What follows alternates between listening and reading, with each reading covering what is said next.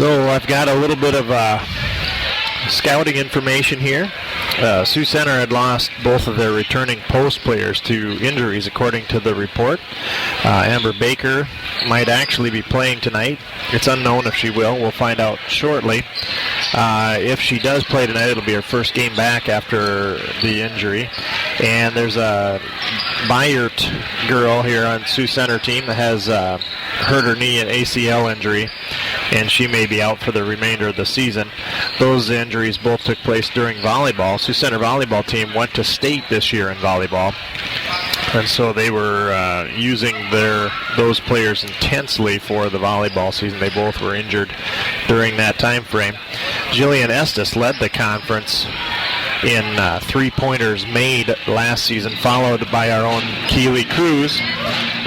The Claveringa girl from Sioux Center has really been hitting from outside this year, so they have a bit of a double threat going on behind the arc for Sioux Center, and they're reported to be a real scrappy bunch, so there's a big battle being prepared. Also wanted to give a shout out to Coach Grafing's parents, Craig and Lois. Craig and Lois, if you're listening, I know you don't miss very many ball games, but hopefully you can hear the game through this device tonight and have a little bit of a feeling like you're not missing it totally. So 8:45 left on the prelim clock before we introduce the starting lineups for both teams tonight. Key players for Sioux Center and probable matchups. We're probably going to have Taylor Carsonson, Keely Cruz, Abby Eben, Jessica Sandbolt, and Danielle Eben as starters for the Mustangs. And the probable starting lineup for Sioux Center is Horstman, Holstein, Claveringa, Estes, and Vanderplatz. Speaking of Vanderplatz, she's wearing number 34, and she has filled their need for a post presence very well. She's proven that she can score and rebound with the best in the conference.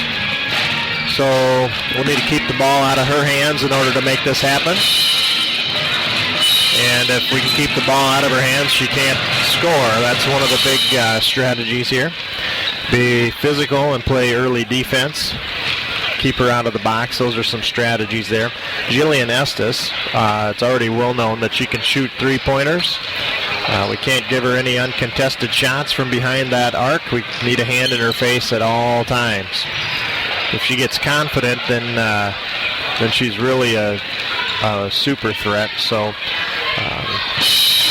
statistically, about half of her shots are from behind the three-point line. And number 22, Claveringa, stepped up and become one of the primary shooters here for Sioux Center. She has more of a three-point mentality than Estes does, and almost all of her shots are from behind the three-point line. She's had some big games for Sioux Center this year. So keep an eye on her tonight. We'll be bringing you all of the times when she's got a hand on the ball. So Sioux Center will probably run a 4-1 or 3-2 offense. Lots of screens to open up their three-point shot. And they're also reported to be very scrappy and to keep pressure on the wings. So the strategy and desire would be to have everybody keep an eye on where the ball is and be able to help if somebody gets stuck out on the wing somewhere. So some of the goals for the game is to have less than 15 turnovers. Don't allow them any second chance shots. Get some rebounds. Get to the free throw line a lot. And play 4 great quarters of basketball. And that all stacks up to a win. So that's the strategy here. I'm going to pause here for a brief word from our sponsors, Ben's Plumbing and Heating. Ben's Plumbing and Repair in Little Rock is a full-service licensed plumbing contractor. Whether you're working on a brand new construction site, a remodel, or just need some repairs on existing plumbing for residential or commercial property, Ben's Plumbing and Repair is who to call at 712-348-5555. Ben even has a camera that can detect plumbing problems and diagnose issues from the inside of your pipes. See a great video of Ben Eikens, the owner of Ben's Plumbing and Repair, on our sponsor page, and give him a call at 712-348-5555. That's Ben's Plumbing and Repair in Little Rock. Corner Service in Little Rock is the place to go for all your vehicle maintenance needs. From oil changes to overhauls, get a set of new tires or even wiper blades to help with visibility. Let the professionals at Corner Service keep your vehicles running smoothly all year long. Their service station is located at 415 Main Street in Little Rock, and they can be reached by phone at 712-479-2794. That's Corner Service, Main Street in Little Rock, 479-2794. Big thank you to our sponsors there in Little Rock, Ben's Plumbing and Repair and Corner Service. I want to thank them for their sponsorship of the GLR Radio Network. We'll pause for a station identification here. We'll be back in 60 seconds. Ladies and gentlemen, welcome to the GLR Radio Network. We're getting ready to begin within the next 60 seconds or so. Thanks for tuning in to tonight's broadcast of the GLR Varsity Basketball Doubleheader. I'd like to thank our sponsors for bringing us here to bring this broadcast to you. If you'd like this broadcast, we'd like you to thank our sponsors too. As always, we'll do our best to bring you the live action, and we'd ask that you tell a friend or two. Our web address is www.youcanhear.us/GLR. That's right, you can hear us on www.youcanhear.us/GLR. Find us on Facebook.com/GLR Radio, or get our free radio app on your phone by texting GLR to 72727. If you'd like to use your phone to dial in and listen, simply dial 619-550-0711, and we'll come right through the phone to you. Thanks again for tuning in. We hope you enjoy tonight's ball games. You're listening to the GLR Radio Network. Well, we are live here at the Sioux Center High School Gymnasium here in Sioux Center, Iowa, for a doubleheader matchup between GLR and Sioux Center. Starting out with the girls' game. We're about 2.25 minutes from tip-off. Craig Johnson alongside Kory Johnson, and we're set for a big matchup against Siouxland Conference. Some of the best basketball in the state, in our own opinion. That is correct. And so here we are. We're expecting Sioux Center to be a scrappy bunch, according to the coach's report and according to their reputation. So. Yeah, sorry that I joined you a little late. I came in on the turnpike, and yeah, it was bumper-to-bumper traffic there, so it took me a little bit longer to get here, but it's always a pleasure being with you, Craig, and yeah, it's going to be a good night of basketball. You know, if you miss that first exit, it's like a 12-mile roundabout to get around back here. Oh, yeah, it's terrible. When that traffic is like it is, good grief. This time of day, that's for sure. Everybody leaving to go home from work, and yeah, it was frustrating. Yeah, I know they've tried to start easing that a little by letting people out at 3:30 and even some businesses at 2:30 here, but there's still just a lot of people trying to get home. Yeah. So, well, I don't know if you talked about this in the pregame, but I was just talking to Coach Winterfeld, and he said, yeah, he has two of his gals that are sitting out tonight with injuries, one with ACL and another one with an ankle injury, and yeah, one's 6'3" and one's 6 foot. So yeah, we talked a little bit about some injuries. Those players were both injured during the volleyball season, and the Sioux Center girls went all the way to state in volleyball, so they were highly utilized in that state volleyball run. But unfortunately, both succumbed to injuries, and so we wish them every success in their recovery, and we hope they're back on their feet again soon. Well, we're just after the game. Yeah, just after tonight's game. That's just fine. 40 seconds from tip-off here, or from at least introducing the starting lineups. And we're not in the catbird seat tonight way at the top. We're not in the nosebleed section at all. We're right here in the... I just looked to your right, and there's Spike Lee and Jack Nicholson right next to you there. That is right. A lot of celebrities have turned out tonight, and we got the same seats that they do, so kind of feel privileged down here in the court. I kind of like it. Will and Jada Smith to our left here. Oh, my goodness. Do you care if I run and get an autograph? Or? I don't care. Somebody said Beyonce was coming later, but haven't seen her yet. Oh, man. What a treat tonight. So if you hear any long pauses in the broadcast tonight, you know that we're out getting some signatures for our own personal gain. Well, they're introducing starting lineups. Danielle Eben and her counterpart Jill Vanderplatz. It'll be Taylor Carstensen, Michaela Horseman,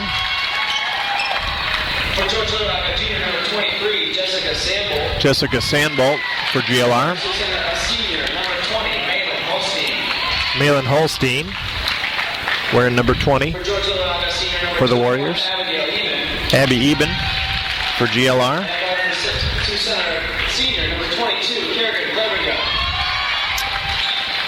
Kerrigan Cleveringa, Keely Cruz to round out the starting lineup for the Mustangs, and Jillian Estes for the Warriors. Doug Winterfeld, head coach for Sioux Center. Coach Heather Grafing for the GLR Mustangs. National anthem now being sung by a Sioux Center choral group.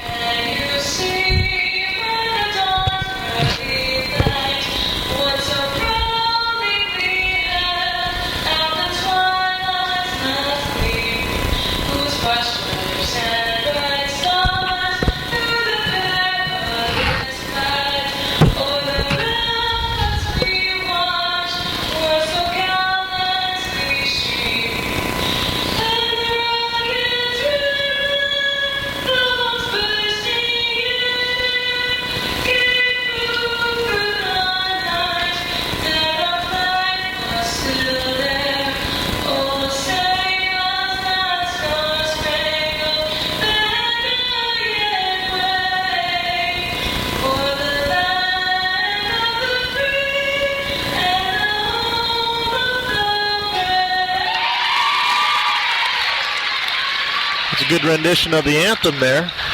Very nice. I thought it was going to be a whole choral group, and then I realized that that's the team lined up over there next to the soloist.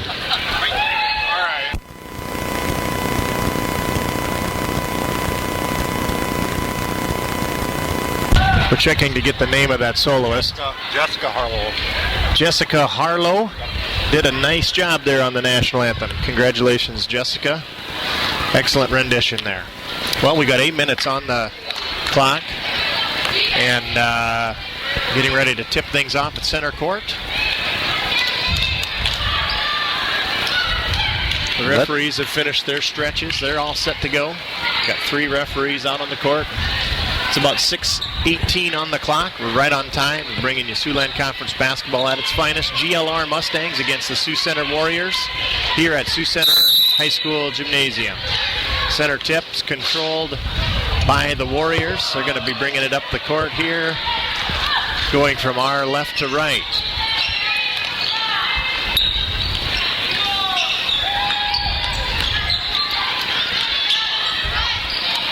Boy, that didn't take long. Boy, they scored quickly. A Horseman on a backdoor there. There's a good pass down underneath to Carstensen. Oh, body contact and knocked nearly end over end. I think everybody needs to warm up a little bit, maybe warm up the eyes with all 6 of the referees' eyes missing that one. There's Keely Cruz looking at a 3, takes it to center court. Sandbolt over to Abby Eben. Danielle Eben down left baseline. Keely Cruz flashing through. Coming out to 3, she's putting it up. It's no good, but Carstensen there with a nice putback ties the score at 2. 7 minutes, 10 seconds left in the first period. Score tied at 2.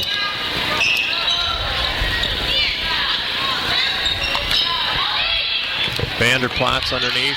Ball stolen out of there by Carstensen. Sandbolt brings it quickly across the timeline. She's looking to push the tempo here. Abby Eben comes across. She leaves the ball behind her, gets it to Carstensen. Danielle Eben turns it around. And boy, did that ball do a pretty pirouette up on top of that rim. The iron was kind to her. It's a nice, soft touch shot off the rim, and she got it to fall. She'll be shooting an and one here. Free throw opportunity here for Danielle Eben. First free throw up and on the way, and it is good. 5-2 now the score. Back to live action, 6:40 in the running clock here. Clavering go down underneath to Vanderplatz and tries a left-hand shot. She's denied that shot by Danielle Eben. Yeah, both teams kind of going inside to establish the inside game tonight right off the bat. Vanderplatz free throw is up and good.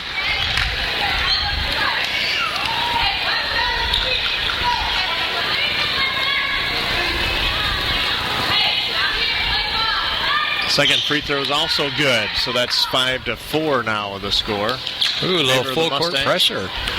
Right out of the gate, they're pressuring our Mustangs. Sandbolt brings it all the way down, drives it inside, attacks the rim, and draws contact during the shot. So she'll be shooting 2 free throws. It's a good offense move there. I think that reflects the need to get in there and draw some contact, Kory. That was a furious layup attempt. Sandbolt now with a free throw up and on the way, and it is good. 6-4 Mustangs. 6:24 on the clock. Second free throw up and on the way. And it is also good. Sandbolt creating some offense there and converting at the free throw line. Sioux Center now rolling around the horn. Number 22 stripped of the ball. Taylor Carstensen has it. Gets it to Sandbolt. Had a gal but couldn't get it to her. Clavering had the ball stolen out of there.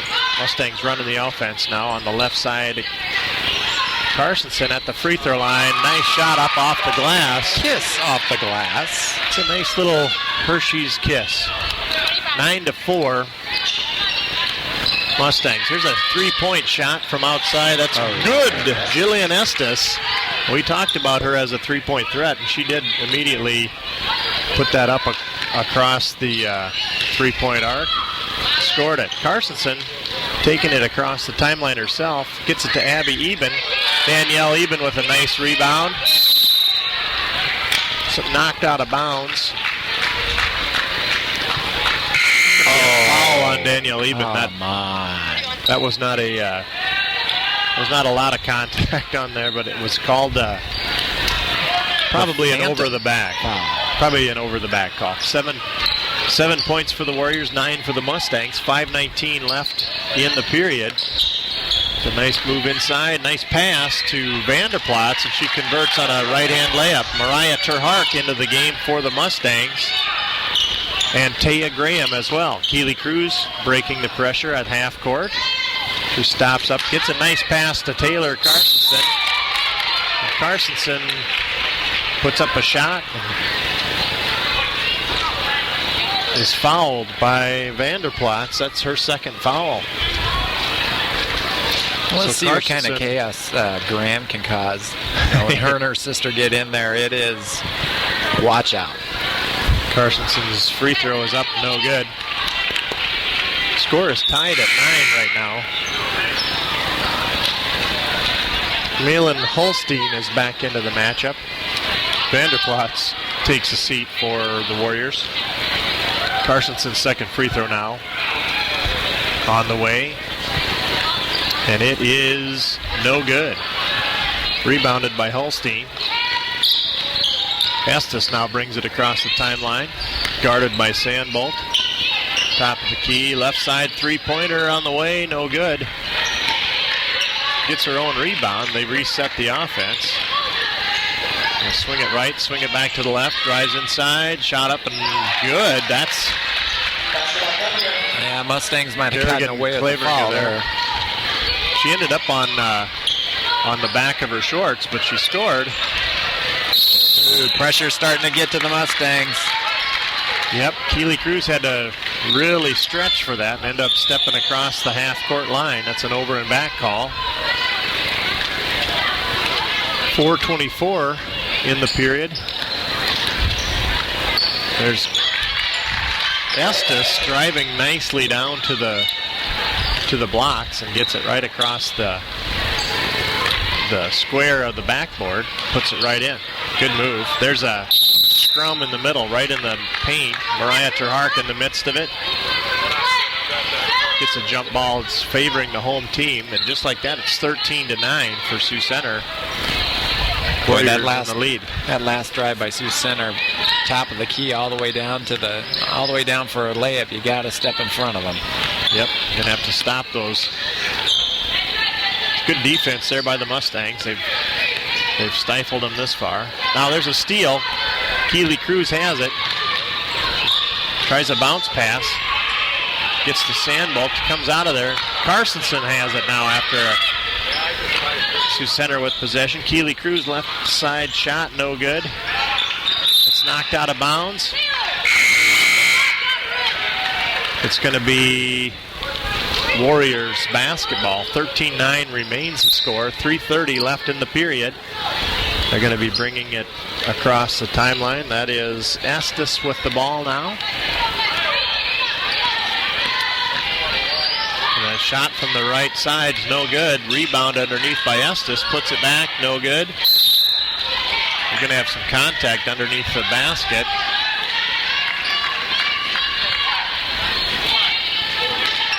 That foul's against Mariah Terhark. That's her first foul in the matchup tonight. Warriors tacking the basket. That's Estes again. It's about an 8-footer off the glass. And I tell you, that Estes is a powerful threat for the Warriors. She has got 6 or 8 points right now out of the Warriors' 15. Doing a tremendous job. Mustang coach Heather Grafing wants to talk things over. She's admonishing the Mustangs to get a body on their player during the rebounding process. Yeah, being this close to the sideline, you can kind of interpret a little bit of what she's saying. I can guarantee you she is not praying. No, if that was a sermon, that'd be an exhortation, Corey. That would be an exhortation. Taya Graham going to inbound the ball now. She's got permission to run the baseline. There's a nice pass to Sandbolt. Clears the timeline, gets it to Keely Cruz. Flash inside to Taya Graham. Gets a nice pass across to Carstensen. It may have been a shot that was partially blocked. Carstensen there for the putback up and in. 15-11, 2:48 on the clock. Warriors attacking again.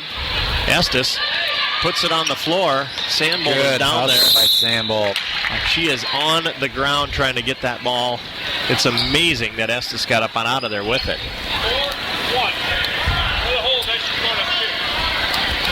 It's Mariah Terhark in the matchup, has committed her second foul. Mia Graham set to report in. She's going to give Mariah Terhark a brief rest. So there's that double threat we've been talking about. The Graham sisters both in the matchup for GLR. And that second free throw is up and good. 16-11 is the score. Taya Graham clearing the pressure. Driving at center court, gets it to Mia. Mia's pass is stolen out of there, but knocked out of bounds. That's number 5, Shaylee Gasink for the Warriors. And we got Morgan Van Manen in as well right now for Sioux Center. Carstensen now down low. Left side wing. Here's a pass to Keely Cruz on the inside. Tries to get it back to Taylor. It's knocked out of bounds again, right in front of the Sioux Center bench. Both teams are definitely playing aggressive right now. Abby Eben gets it to Carstensen. She's going to try to drive it inside. 2-foot jump stop, no good. Abby Eben with a great rebound underneath. Puts it back up. She's fouled during that shot. Good rebound by Abby. Way to stay with the play.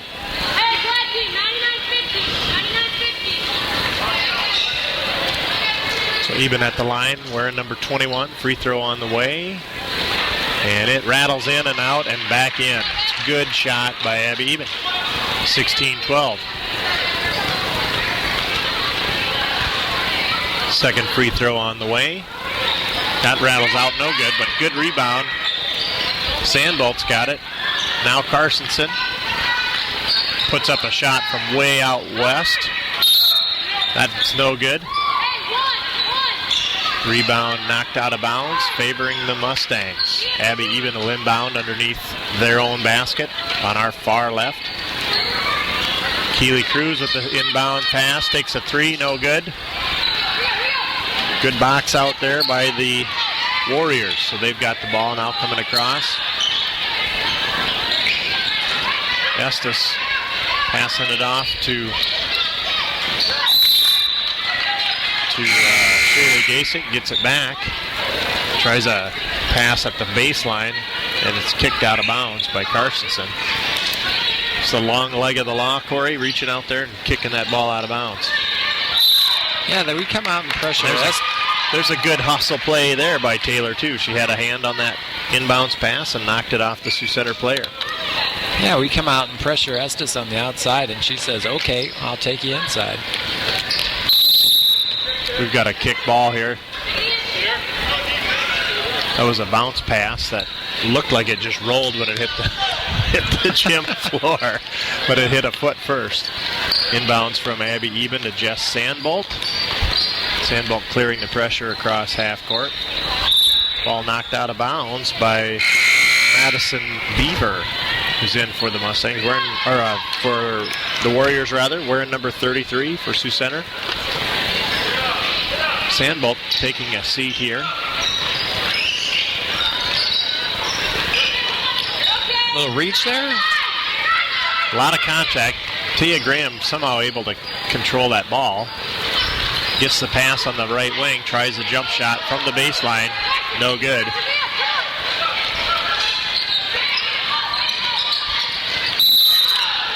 Oh, and Tia tried one of her patented steals. Got called for a reach in there. She did steal the ball, but there was a little bit of contact that she wasn't planning on. Minute 12 left in the first period. 16-12. There's been little scoring of late. The last couple minutes have been scoreless.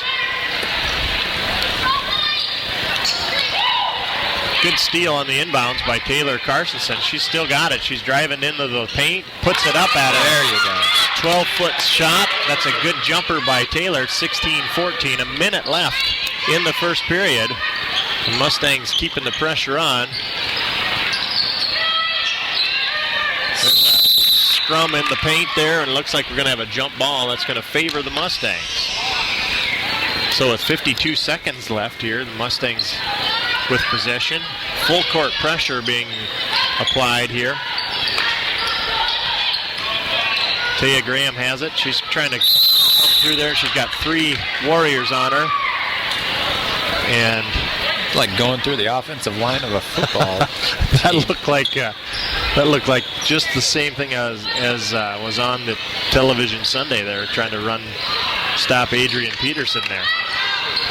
There's a nice jumper shot, no good. It's off of Abby Eben, out of bounds. Tia tried the 12-foot jumper from the right, kind of a running jumper. So is that a runner or a jumper? I think it's a runner jumper. Jumper runner. There's a nice pass down to the right wing. Oh, and the ball out of the hands of Abby Eben into the hands of Kerrigan Claveringa, who's going to have a free throw attempt here. She's going to have 2 free throws as she was in the process of shooting. First one up and on the way, and it's good.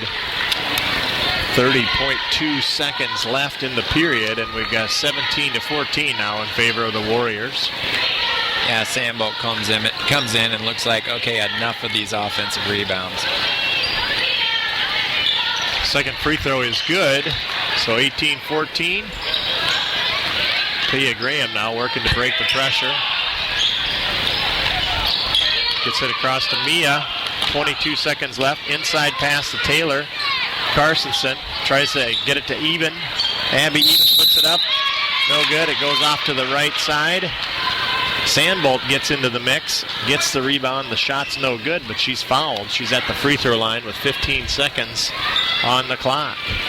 Here's what I don't understand. She had a pretty clear path to the basket and was short on a layup. You'd think there might have been some contact there. I don't know. There was definitely some contact. That's why she's at the line. 18-15. You mean contact on the left side? Yes. Yeah, she was clobbered, but that wasn't called. Good rebound, good hustle by Sandbolt. First free throw up and good. Second one is no good. 13 seconds. Long pass ahead. Down to Claveringa. Shot's no good. The ball's going to stay in their position. It's knocked out of bounds underneath their basket.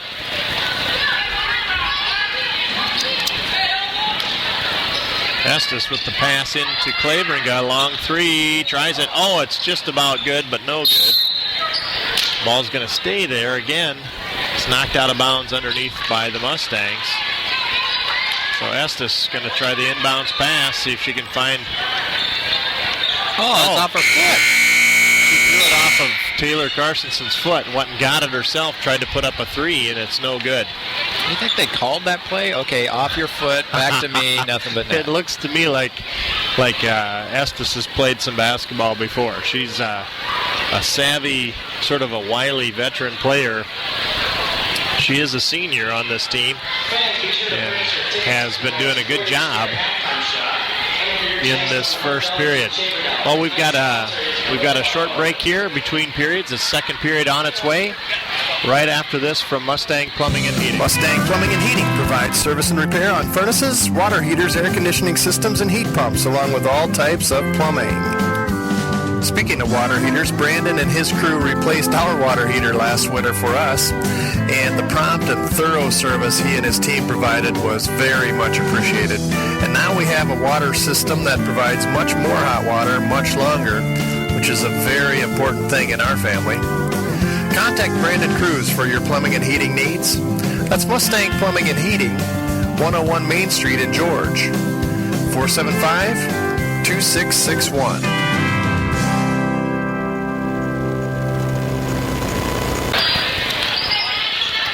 And we're at the second period here now. Estes around the horn to Van Manen. Drives the top of the key. Gets it back from Van Manen. Back to top of the key. That's going to be a reach on Taya Graham. Claveringa playing amazing offensive attack game here. Mia Graham going to replace Taya Graham. Graham comes in for Graham. Graham for Graham. 2 fouls on Taya. Free throw up by Claveringa, up and good.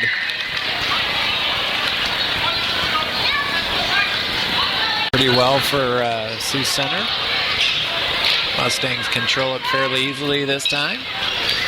Sandbolt driving left side. Comes into the paint. Gets tied up by Madison Beaver. Beaver's going to be called for the foul. Is that Bieber? Like Justin Not Bieber? Justin Bieber. It's Madison Beaver. Oh, okay. Sandbolt's free throw on the way. It's no good. Well, Justin Bieber is here, so I was just wondering if that was... No relation. No relation. No relation. It's a cavalcade of stars. Cavalcade. Sandbolt's free throw, second one up and good. 20-16, 7:30 left in the second period.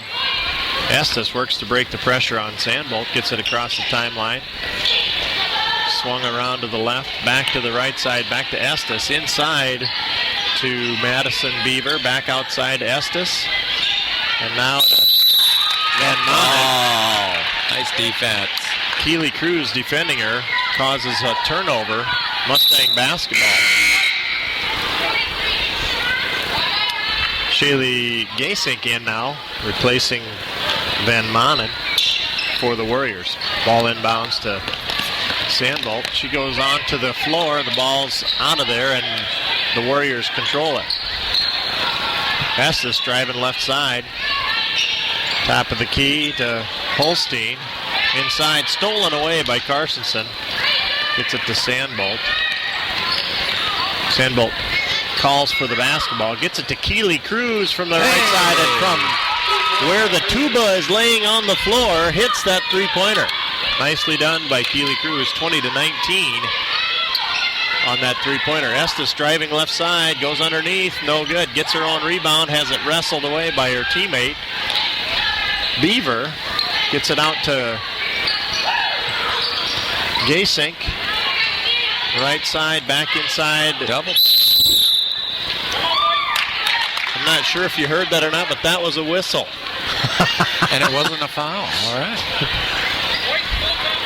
We're going to have a full timeout from Sioux Center, so we'll be back right after this word from Otter Valley Insurance.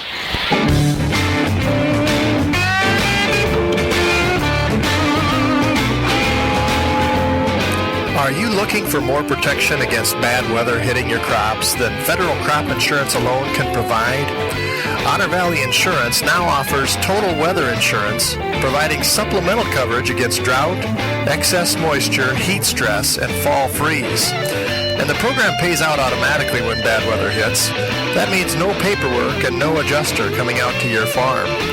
Call Otter Valley Insurance at 712-475-3325 to learn more and get a free quote today.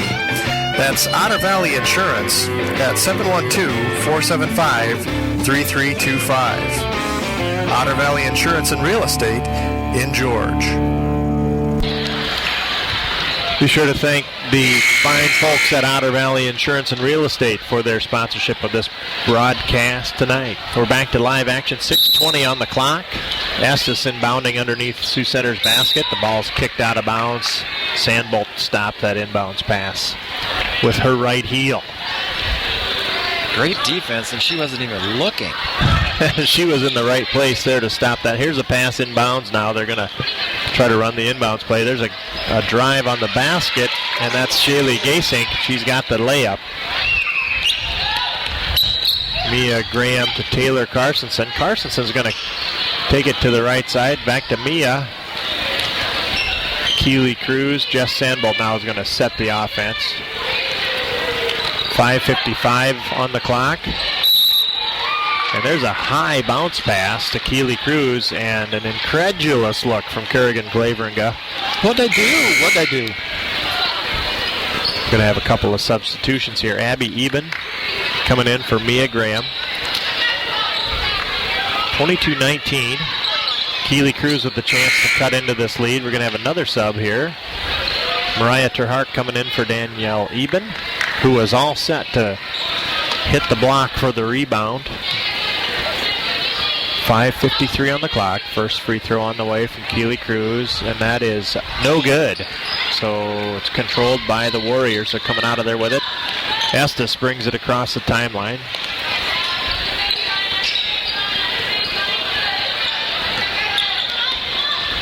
It's a pass inside to number 12. That's Horstman.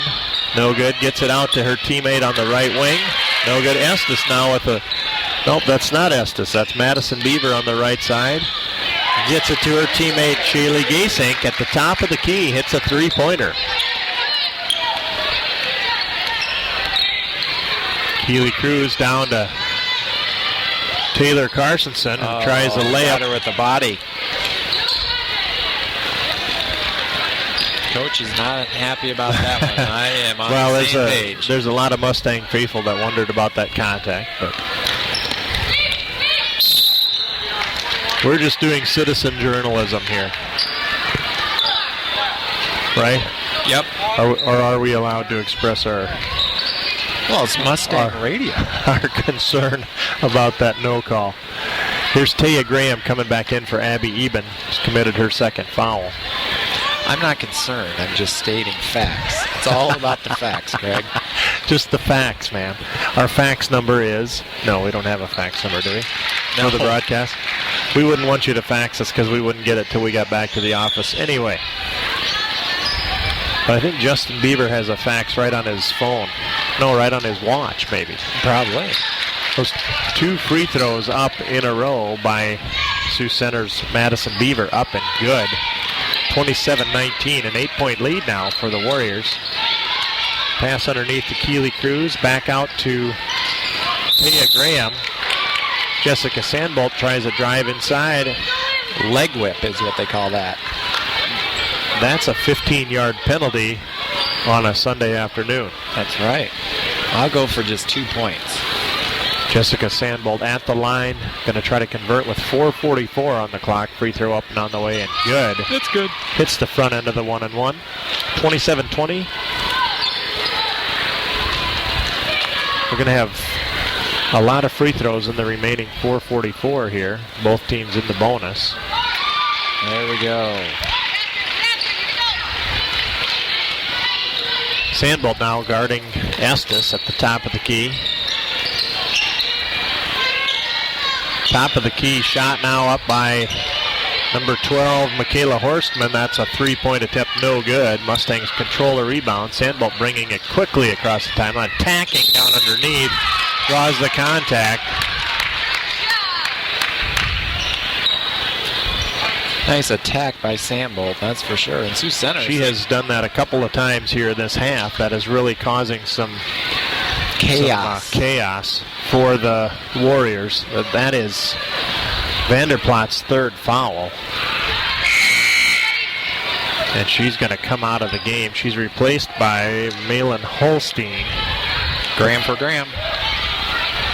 So Taya back in, Mia back out. Sandbolt at the free throw line.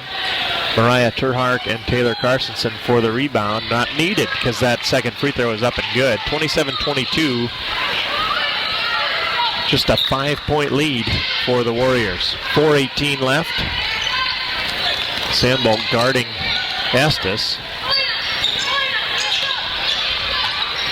Pass to the right side. Oh, there's Keely Cruz. Mia's going to get that. She is in the mix, and it's off of Shaylee Gasing. Good hustle by the Mustangs. That is that ferocious, tenacious defense that we are coming to get used to here from watching the Mustang girls play. Carstensen tries a skip pass to Keely. Right side to Sandbolt. Oh, the 3 is so close. Carstensen with the rebound. No good. Terhark. Keely Cruz, top of the key. No good. And Mia Graham gets her hand on it, but before she can control it, knocks it out of bounds. Good offensive look there for the Mustangs. Had several shots on the basket, just couldn't get one to drop. 3:42 left in the period, 27-22. Estes now driving left on Sandbolt. Throws up a prayer, no good.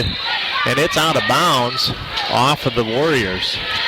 I could see her when she shot that. She is, please, please, please, please go in. It was a wing and a prayer.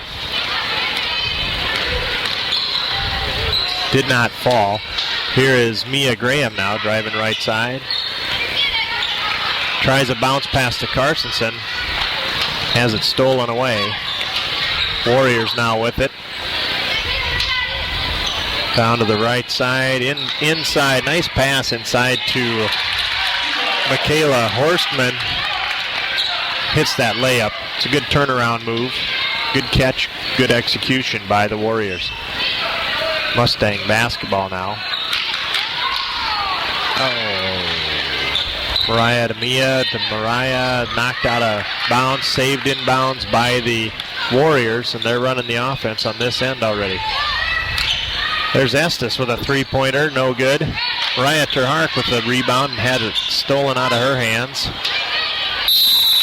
by the slightly taller Madison Beaver. We've got a whistle on the play. Good box out by Kylie. It's a foul on Malin Holstein. So Keely Cruz making her presence known on the court, establishing rebounding position and over the back by Holstein. Keely on the free throw line. Free throw up and good. 29-23, 2:35 left in the first half. 10 team fouls now for the Warriors, so the Mustangs will have 2 free throws, any fouls that are committed from here on out. Mustangs with 18 fouls, so the Warriors will have a one-on-one at the minimum. Mia Graham with the defense on Claveringe. Around the horn to the right side, drives in left. There's going to be contact.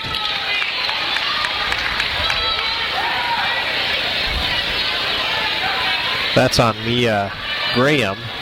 Can't be. There was a good collision in the middle. Mia came out of there with the foul.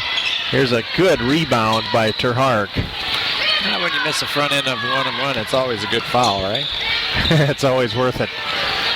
Sandbolt now driving right side. Going to get it to Mia.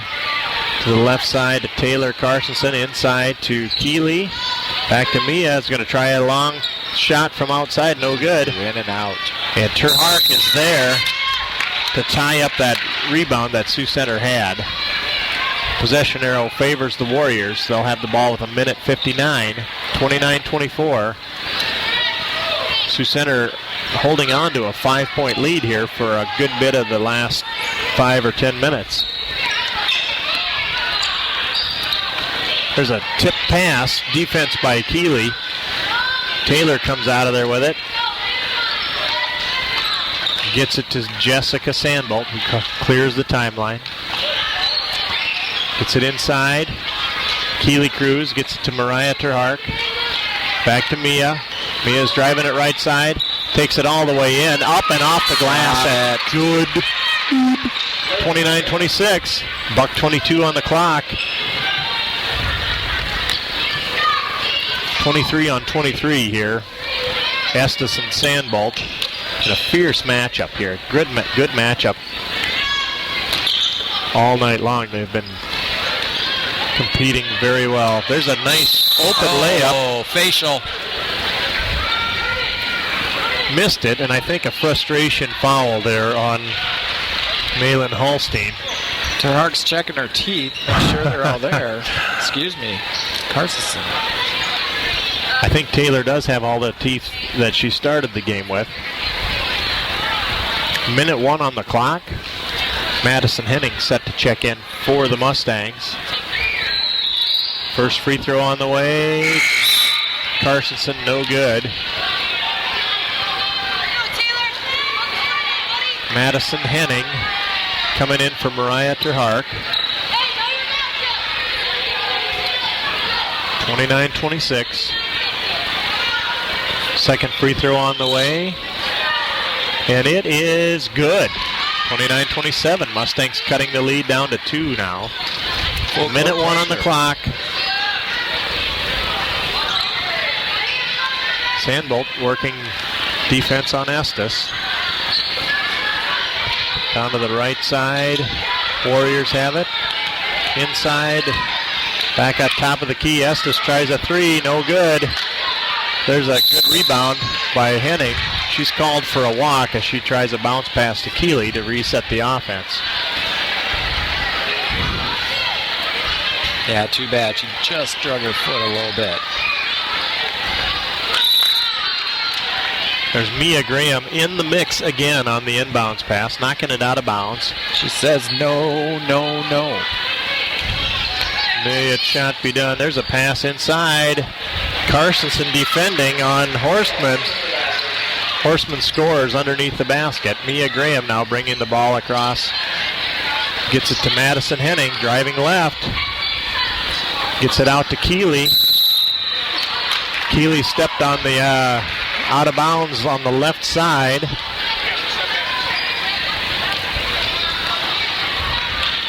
Coach wanting a little clarification on the call, but I think Coach wanted the reason she stepped out to be the fact that she was clobbered as her defender went by. 12 seconds left. Warriors holding for the last shot here. Estes gets it inside. Pick and roll. There it is. Classic basketball. Horstman scores it again. 1 second. Long shot. No good. Horstman there catching it underneath the Mustangs basket. So 33-27 is the score at half. 33-27. A very good matchup tonight. We'll be back after a quick break from Frontier Bank. Wondering where you'll find cash for holiday gifts? Bank locally and shop locally with help from Frontier Bank and Holiday Bucks. Apply today for your no-interest loan, then purchase your holiday gifts. Get a new washer and dryer, replace old tires on your vehicle, purchase gas cards, or pay off your doctor or dentist bills. Use your Holiday Bucks at any participating merchant in George, Little Rock, and Rock Rapids. See a loan officer for more details on a no-interest Holiday Bucks loan. One more way Frontier Bank and you help the community prosper. Member FDIC, Equal Housing Lender.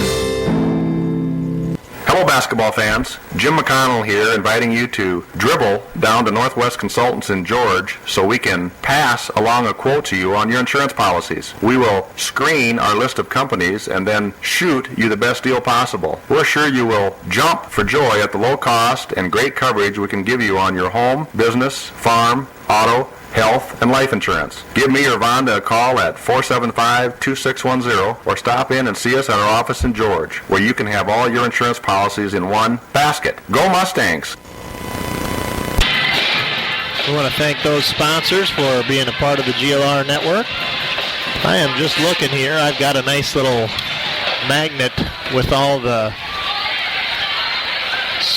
season schedule on it from Northwest Consultants. That's Jim McConnell and Vonda Maggart down there in George. 475-2610 on Main Street. And just looking ahead here, we've got a game Friday night, West Lyon. Then the next week, we've got a home game with Adrian. And then on the 18th at Central Lyon, that's at Rock Rapids, at Central Lyon. So, and then on the 21st, Boyden Hull. The schedule doesn't get any easier, does it? It's just going to be a full season of basketball here, and I want to commend the GLR girls. They're holding their own here against this Warrior team tonight. Yeah, it's interesting. Sioux Center both teams started out the game going inside, and then Sioux Center the Grinnell down in Midwest Iowa, they just started launching threes like it is crazy, and they're getting a few to drop. So I think that's the difference of the game. George Little Rock maintained a steady pace. They, I think that they're making a lot more shots than what they have in the past. They've been more consistent tonight than in the other games. So I think they've really been intentional about attacking the basket, trying to create some contact underneath there. One of the team goals for the Mustangs is to get on the line a lot, and they have been able to get to the line quite a bit. I think you're right about, I think there's been 2 3-pointers that were hit by the Warriors. For sure there's 2 I know of, but I think that's all. So that is a 6-point margin in the game. That could be said to be the 6 points. I think the Mustangs' free throw percentage is less than they would have wanted. That could have closed the gap significantly. But it is nonetheless 33-27. And we'll tally up some of those percentages here after another brief message from the Flower Box in George. The Flower Box is Georgia's floral and gift specialty store. Stop in or call for fresh cut flowers and arrangements and gift items along with friendly service. The Flower Box, 133 North Main Street in George. Call 712-475-3396. And come on down to the Corner Cup for fresh brewed coffee and daily lunch specials. Choose from any of the delicious accompaniments to your favorite coffee drinks and enjoy the friendly, cozy coffee shop atmosphere. That's the Corner Cup on 149 North Main Street in George, 475-3610. Lyon County News is George, Iowa's hometown newspaper. Each weekly edition provides local and area news, all the school news and happenings, the TV guide classified in box ads, and the Total Stop grocery insert. And community events notification and coverage is included as well. To subscribe, advertise, or inquire, reach them at 475-3351. That's Lyon County News in George. We also want to thank the Flower Box and the Corner Cup, along with the Lyon County News there in George, for their sponsorship of the GLR Radio Network. And it looks like free throw percentage. What do you got for us on the first half there? Yeah, they got to the line 26 times in the first half, and I think Coach would definitely be happy with that, get to the line that many times, and they made 16 out of 26 for a percentage of about 62%. So not bad. I think if they continue that in the second half, one, there's going to be some foul trouble on the Sioux Center side, and yeah, it's always good to score when the clock isn't running. So it's a lot of free throws. Yeah, now we can talk a little bit more about the threats that Sioux Center has brought to bear against the Mustangs in this first half. That Estes has really caused some trouble. She's a good inside-out player. She's able to cut inside. She's able to make some good passes, hit an open player now and then. Yeah, when she wants to get to the basket, she definitely can, and if she makes a few more uncontested layups, yeah, that's going to be a problem for GLR. And also, said that they threw up a lot of three-pointers. If they start getting those to fall, they could be in trouble. That could be trouble for the Mustangs. Now, by the same token, we had a couple of three-pointers that went up that didn't go in as well. If we get a few more of ours to fall for GLR, that's also a big problem for the Warriors. Yeah, the ones that we had tonight were definitely in and out. They were good-looking shots, so hopefully we can get a couple of those to drop in the second half and make up this difference and make it a ball game down the stretch. Now that has been the story of the season for the Mustang girls. They have often come out from the opening tip and had a tough quarter at least one time in the half. At least one quarter. And it's been interesting to see the difference between the two halves of basketball. Sometimes they can go into the halftime huddle and really make some changes and get some things to happen. So we'll see if they can turn a couple things around there in the halftime pep talk. I'm sure that the coaches are saying, hey, you're doing a lot of the right things. And they are to be commended again for their defense. They are all over the Warriors like a brand new belt, and they are doing a good job on D. So, yep, that's for sure. What I noticed tonight too is that when they're getting in the paint, they are making sure that they're either going to make the layup or they're drawing contact and going to the line. I noticed that comparably to a couple of the games earlier in the season that, hey, if you're going to get in there and get a shot up, you're either going to make it or get fouled and go to the line. Yep. In either case, they're going to cause foul trouble for the Warriors when they do that. So it's a great strategy. We're at 2 minutes here till the second half begins. We'll be back after a couple messages from our sponsors. Country Boutique in Rock Rapids is a full-service floral shop with everything you'd need, from a romantic bouquet to home or office decorating for any season. They have an impressive selection of gift items for every budget, a framing gallery for photographs or paintings and memorabilia, a formal wear specialty store for weddings and proms and other formal occasions, and much, much more. Get an instant coupon worth $5 that you can use on your next visit by texting CB Flowers to 72727. Again, just text CB Flowers to 72727, and an instant coupon worth $5 off a qualifying purchase will be sent straight to your phone. That's the Country Boutique in Rock Rapids, Iowa, 712-472-3668. Dexter Chiropractic in George provides chiropractic services to relieve pain and stress and to help people live a happy, healthy life. Dr. Krista Dykstra works with children and adults to do chiropractic adjustments and uses a painless activator method and ultrasound. Her office hours are Monday, Wednesday, and Friday, 8:30 to 5, and Tuesday afternoons along with Thursday mornings. Call for an appointment or information at 712-475-3990. Learn the power of prevention and make great health a cinch. Visit Dykstra Chiropractic on North Main Street in George, 475-3990.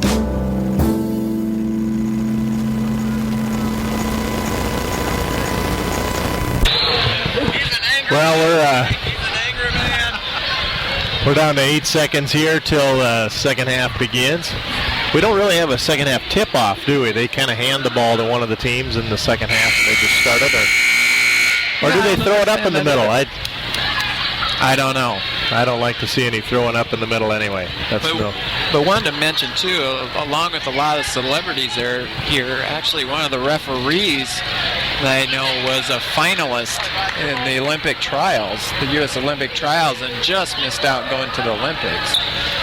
Dan Taylor. Yeah, finished second in the back float. In the back float? I thought it was the biathlon.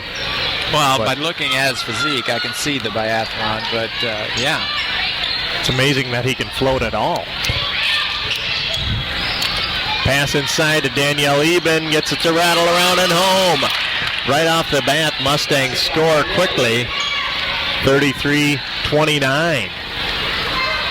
There's Estes with the ball for the Warriors, driving it right side, defended by Sandbolt. Pass inside, back outside to Estes, long three. Holy smokes, that was from the parking lot.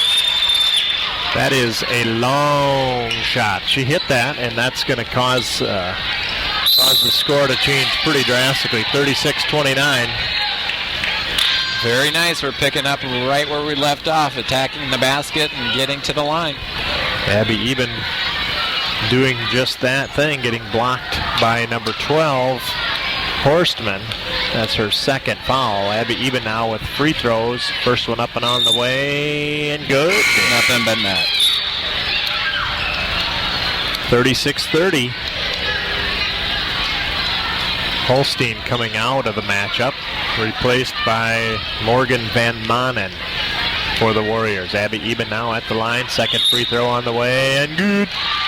7:19 on the clock. 5-point lead for the Warriors. Sandbolt, hounding defense. Long shot from the left side. Oh, boy. Morgan Van Manen from three. Wearing number 3, scoring 3. Pass into Sandbolt, hounding defense. Gets it across the timeline. Going to turn it around and reset here. Keely Cruz left side. Carstensen down low on the left side. Flashing pass, tries a pass to Danielle Eben. Somehow gets to it. Good how saves it in, but no one there but a Sioux Center player. Carstensen causing some trouble on the play there. Pass out to Estes. Oh my goodness. That was 3 for 3. That was out by the volleyball set line. That has to be a 22-foot shot at least. Very good three-pointer. That's Estes now, second one in this quarter. Yeah, we talked about that at halftime. If they shot enough threes in the first half. If they started to get a few of those to go, it could be dangerous. Well, Coach Heather Grafing wants to talk things over, and in so doing, admonishing the Mustangs, work the plan we talked about. Don't get too excited. Stay the course. Don't worry if there's a little defensive pressure. That's what we practice. You know, the stuff you tell a team when you want them to calm down. Passing to Keely Cruz now. Driving it all the way across the timeline. Gets it all the way to the left side. Abby Eben, top of the key, driving it inside. Contact, no good on the shot. Danielle Eben with the rebound, no good. No contact called. And Estes comes out of there with it for the Warriors. There's a pass to the right side. Shot up no good. Abby Eben with the rebound. That was number 20 with the shot, Malin Holstein. Keely Cruz now driving the right side. Taylor Carstensen with a shot in the putback, but it's called as a no shot. Yeah, I think the foul and shot happened simultaneously. That's Holstein's third foul. Keely Cruz tries the three, no good. Rebounded out of there by the Warriors.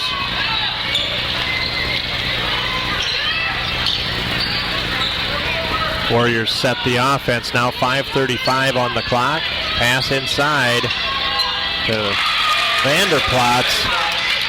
Underneath for a layup, up and good. A little full court pressure here. Abby Eben breaks the pressure, takes it all the way down. Gets it to nice cutting pass to Sandbolt, and that's a nice 8-footer up off the front of the rim, over and in. 44-33, 5:09 on the clock. There's a nice pass inside to Horstman. Hounding defense, and I don't know how anyone's going to get that pass. And I don't think she knew where it was going either. Wow.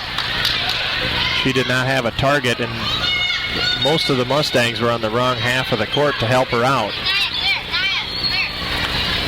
Good pressure defense there by the Warriors to cause that turnover on the Mustangs. Got some substitutions ready to come in for the Warriors. Meanwhile, there's a pass inside, stolen away by Danielle Eben. She's going to dribble it out of there, gets it to Keely Cruz across the timeline. Abby Eben down on the left side, inside to Carstensen. Nice pass to Danielle Eben on the right side for a layup.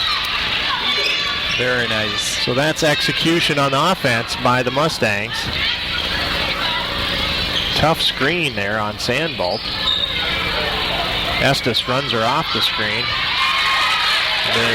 There's the pass up off the glass, no good, and the rebound by Vanderplatz. We've got a whistle for substitutions. Abby Eben out, Taya Graham in. Abby has a little blood dripping from her knee, so they needed to get her out of the game. They're going to put a tourniquet on that and get her back in, no doubt. She's been playing a good basketball game so far tonight. Keely Cruz has her pocket picked there. Stolen away. We got a charge. Nice. Stolen away by Kerrigan Claveringa. I think she hit her head on the floor, too. Oh, we've got a hard...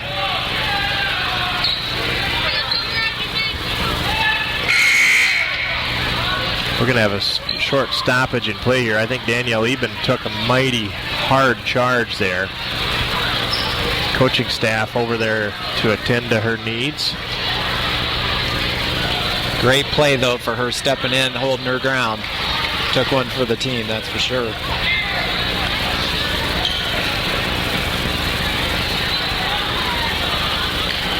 Well, we're going to take just a short break. We won't let you miss any crucial action here, but they're going to attend to Danielle Eben, who appears to be in some pain, but we don't know how serious it is. And we'll be back right after a short message here from Sudengate Manufacturing. It's going to be hard for you to ignore this ad, because my voice is incredibly resonant and distinguished. It rings loud and true, and it makes you want to buy one of whatever it is that I am. But honestly, I'd rather you ignore my inspiring vociferations. I'm better when left alone, to do my exceedingly important task, to toil, to labor, to do the work of several hundred... We're going to play you that promo ad a little while later. We're back to live action. Danielle Eben up on her own power. We're glad to see that. Taya Graham now inbounding to Keely Cruz. Quickly ahead to Sandbolt, driving left side. Got a steal out of there. Estes came out of there with it like a wind blowing the other way. We've got contact from behind her. Taya Graham was in on the mix on the rebound.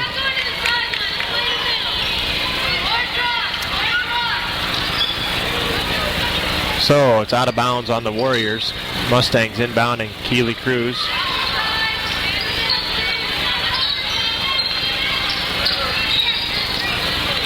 Keely still working to break the pressure. Does. Gets it to Sandbolt at the top of the key to set the offense. 3:39 on the clock. Taya Graham right side to Keely Cruz in the middle. Sandbolt. Taya Graham cuts to the right. Shot up, no good. Tipped inbounds by Mariah Terhark. And Sioux Center comes out of there with it. 3:21 on the clock. It's a 13-point lead. The Warriors are, they've been consistently holding a 5-point lead, and they hit a couple quick threes that put them over the 11 mark, and now they're at 13. Mustangs just need to execute some offense here. Full court pressure. And pass into Keely Cruz.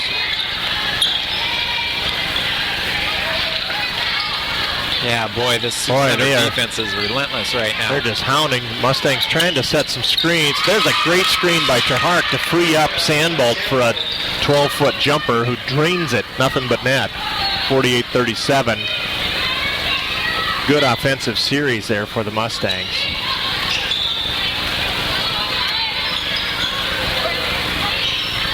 Sioux Center working it around the horn. Sandbolt goes down, and it's going to be a foul on her. I think she was at the feet of the other player. Sandbolt with a tackle out of bounds. So Mia Graham going to come in to give her a quick breather. She's been working hard to break that press for the Mustangs. It's exhausting work. Mia Graham now guarding on Estes. Double dribble. 5 seconds dribbling without moving the ball to a teammate. What is the actual call on that, Corey? What is that called? 5 seconds with the ball, or what is that? 5 seconds, and if you have a defender on you within, I'd say, 3 to 4 feet, readily engaged, you have to get rid of it, or at least break contact with the defender. Good defense by the Mustangs. So Mustangs working it around the horn with 2:10 left on the clock. Keely Cruz driving it left. Stutter dribble, but tries a shot, no good. Up off the back of the rim and into the hands of the Warriors. Minute 56 on the clock. There's a long pass out to the left. Rebound underneath by 33. Lost it out of bounds. Madison Beaver with a rebound. Morgan Van Manen had tried a nice left side three-pointer, but it was no good. Yeah, good opportunity here for the Mustangs. Sioux Center has gone a little cold. Nice opportunity to try and get back in this game a little bit, execute the offense, get some good shots, and right back in it. Carsonson working hard to break that pressure. Does so, gets it to Keely Cruz. Shot no good. That was a three-pointer. Rebound. She drives it in. And that shot is good. That is the kind of shot that we've been talking about. Go in and create something.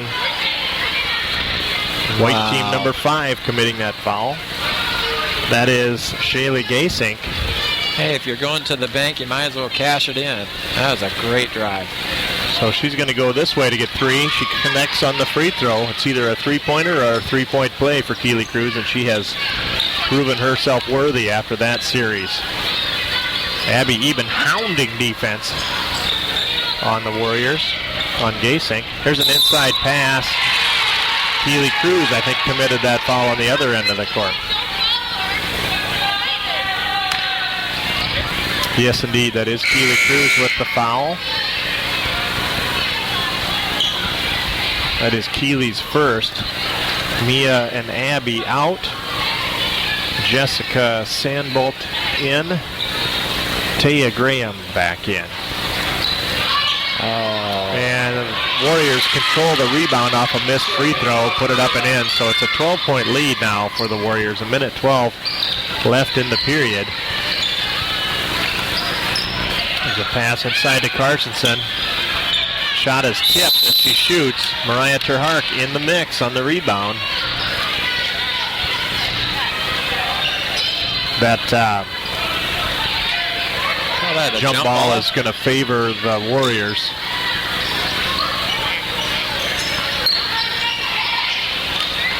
There's that hounding defense there. Estes has got it across the timeline now with Sandbolt on her. There's a good defensive play. Sandbolt down on the floor hustling for the ball, and she is rewarded for her hustle. So that's a clarification given by the ref because both players are wearing 23. He made sure it was white 23. That's a foul on Estes. That's her first foul. 49 seconds now. Mustangs the chance to cut into this lead. Keely Cruz over to Taya Graham. Screened to her left. Keely Cruz, Taya Graham from the left side. No good. Rebound controlled out of there by Van Manen. Her pass was just a little short that time. Gasink with the ball now at the top of the key. Madison Beaver inside. That's Vanderplatz with the shot on the inside. She's going to be fouled, I believe, by Karstensen.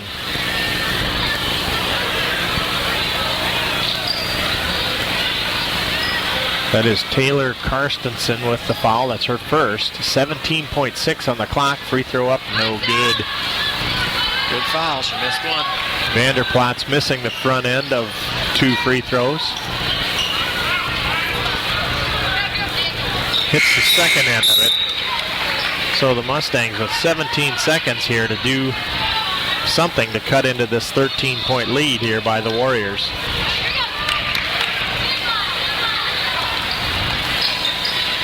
Sandbolt. Taya Graham. Keely Cruz, top of the key. 5 seconds. Sandbolt driving left. Shot up and at the buzzer. Oh my, what a shot. The buzzer beater. All right, so Abby Eben going to come in here to start the fourth quarter. We're at an 11-point deficit here, 53-42.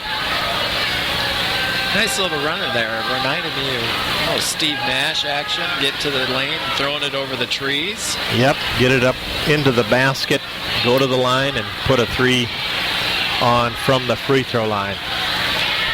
So very exciting third period here. We'll be right back after this message.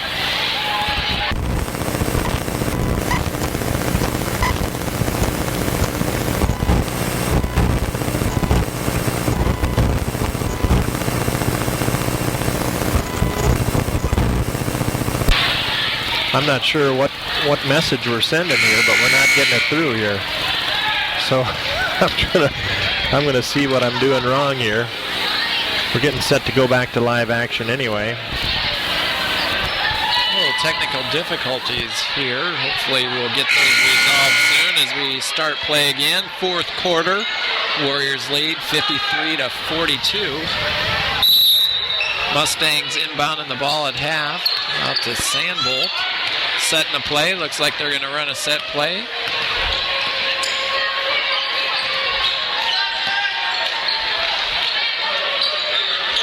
Mustangs shot up and good by Carlson. Nice shot by her from the free throw line.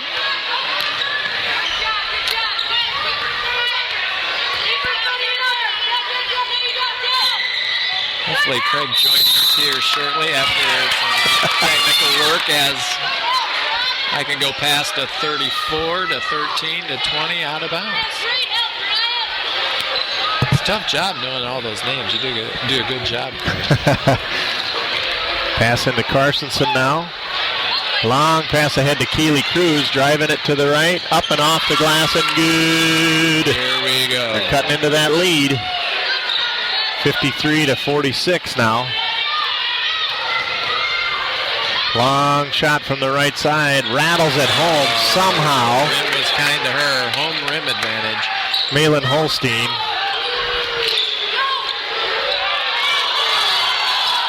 Crowd wanted to walk there. Keely Cruz from 3. She was in Cruz. She was in the student section there by the Mustangs when she shot that. Good play. Keely Cruz on the other end with the block.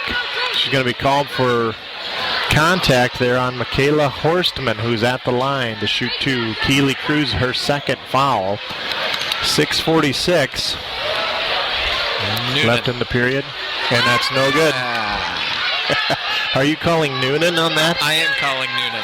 You know you're not allowed to do that from the radio. Can't call Noonan. Oh, go ahead. Noonan. Oh, it didn't work this time anyway. So that second free throw is up and good. 7-point lead. Mustangs bringing it across the timeline. Jessica Sandbolt with it at the top of the key. Over to Abby Eben. Takes it off a screen. Carsonson on the right side. Back around to the top. Jessica Sandbolt. Nice pass inside. A little too hard, a little too hot for Abby Eben. Good idea, but yeah, a little too hot. Oh, and there's a inadvertent near turnover, but Estes is there to save it for the Warriors. Terhart with some fierce defensive effort there. It kind of surprised her too. Oh, hey, it was clean. There's a long three from the left side, no good. Abby Eben in on the rebound, and she's fouled. Did that shot look like it was slow motion? It did. You could see the rotations on it. You could just about count them. Whoa, whoa, whoa, you know, as it went by. Good sound effect. And Abby. And it took like 3 seconds for her to get it off of her hand. Abby Eben now at the free throw line. Shot up and on the way, and good. Back to a 6-point lead. Taya Graham coming in for Keely Cruz. Keely's getting a blow here for the final stretch. Get her fresh for that last 5 minutes of the game. Abby Eben, second free throw, no good. Rebound controlled by the Warriors. Carsonson on a hounding defense there on her player. She's guarding Vanderplatz. Estes to Vanderplatz, top of the key. Ball is tipped by Carsonson. Boy, they are just working it inside, aren't they? And Mustangs are fouling them, letting them get to the line, and gets it inside to Horstman, who turns it around and gets a free throw out of it. Missed the front end of a 2 free throw opportunity. Oh, that's a good foul.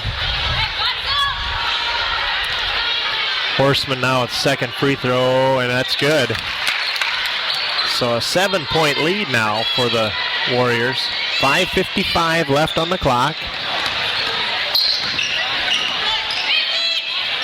Abby Eben driving left side. Ball's tipped. Off of Taya Graham. Well, Taya's looking a little confused as what? She thought that was tipped out of her reach by the Sioux Center player. Sioux Center inbounding the ball nonetheless. Estes with it, guarded by Sandbolt.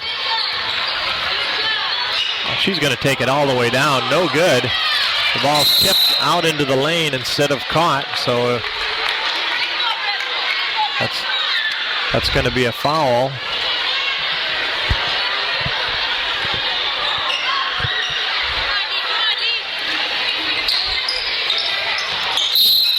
On Abby Eben. There, I finally got the info to you. Abby Eben with her third foul. Mia Graham set to check into the matchup for Taya. Another Graham for Graham exchange there. 5:35 on the clock. 7-point lead for the Warriors. Free throw on the way. No good. Carsonson with the rebound in the paint. Gets it to Sandbolt, who will set the offense for the Mustangs. It's a pass to Abby to the right side. Gets it to Sandbolt at the free throw line. The shot's no good.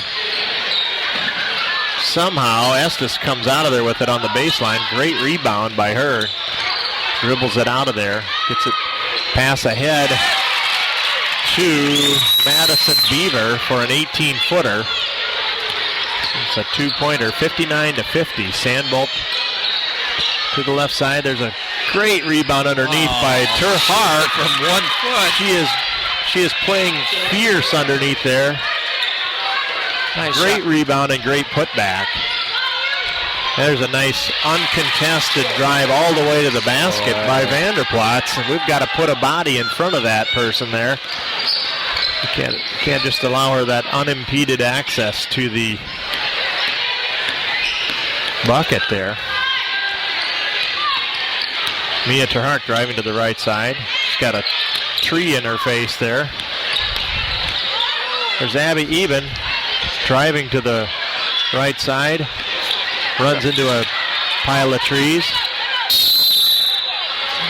Abby drove into 3 Sioux Center players and threw it up. She's like, hey, I'm not scared of you. Bring it. Goodness sakes. Well, we're going to keep it right here. Going to talk over strategy here for the Mustangs going forth here. It's a 9-point lead. I think Coach is emphasizing it. Hey, we need to get a stop here. We can't continue to trade basket for basket. We're not going to catch up. It's you can't win that kind of exchange when you're down by 9. And yeah, we're getting down to crunch time. Nitty-gritty is the word that comes to mind. Again, we want to give a shout-out to Coach Grafing's parents, Craig and Lois. We hope you're listening out there in internet radio land. We know you don't miss very many games. Wish you the best and a speedy recovery. Pass inbounds to Mariah Terhart. Oh. Gets it to Sandbolt. There's going to be a jump ball called, and the possession arrow favors the Warriors. But just like that, if you can just touch the ball, you can get a jump ball called. Yeah, and I'm missing something here. I swear the last jump ball went to Sioux Center, but there's a steal. Scorekeeper. Sandbolt steals it out of the air, turns it around, and she's wide open underneath for a layup. 7-point lead, 61-54, 3:55. Estes working to break the press. Stolen out of there by Carsonson. Tenacious defense by the Mustangs. Gets it to Sandbolt. Gets it across the timeline. She's going to... And she's stopped there by 22. The shot off to the right side. No good by Sandbolt. Good luck. But nothing doing. 61-54. 3:27 left in the ball game. Estes driving it down now. Beaver has it inside. Stolen by Keely Cruz. A right-left shake and bake move to get out of there. Gets it across the timeline. Inside to Carsonson from Mia Graham. And there's a foul on Vanderplatz. Yeah, Coach did a good job that last time out, getting the girls settled down and organized here. And got a nice run, just what the doctor ordered.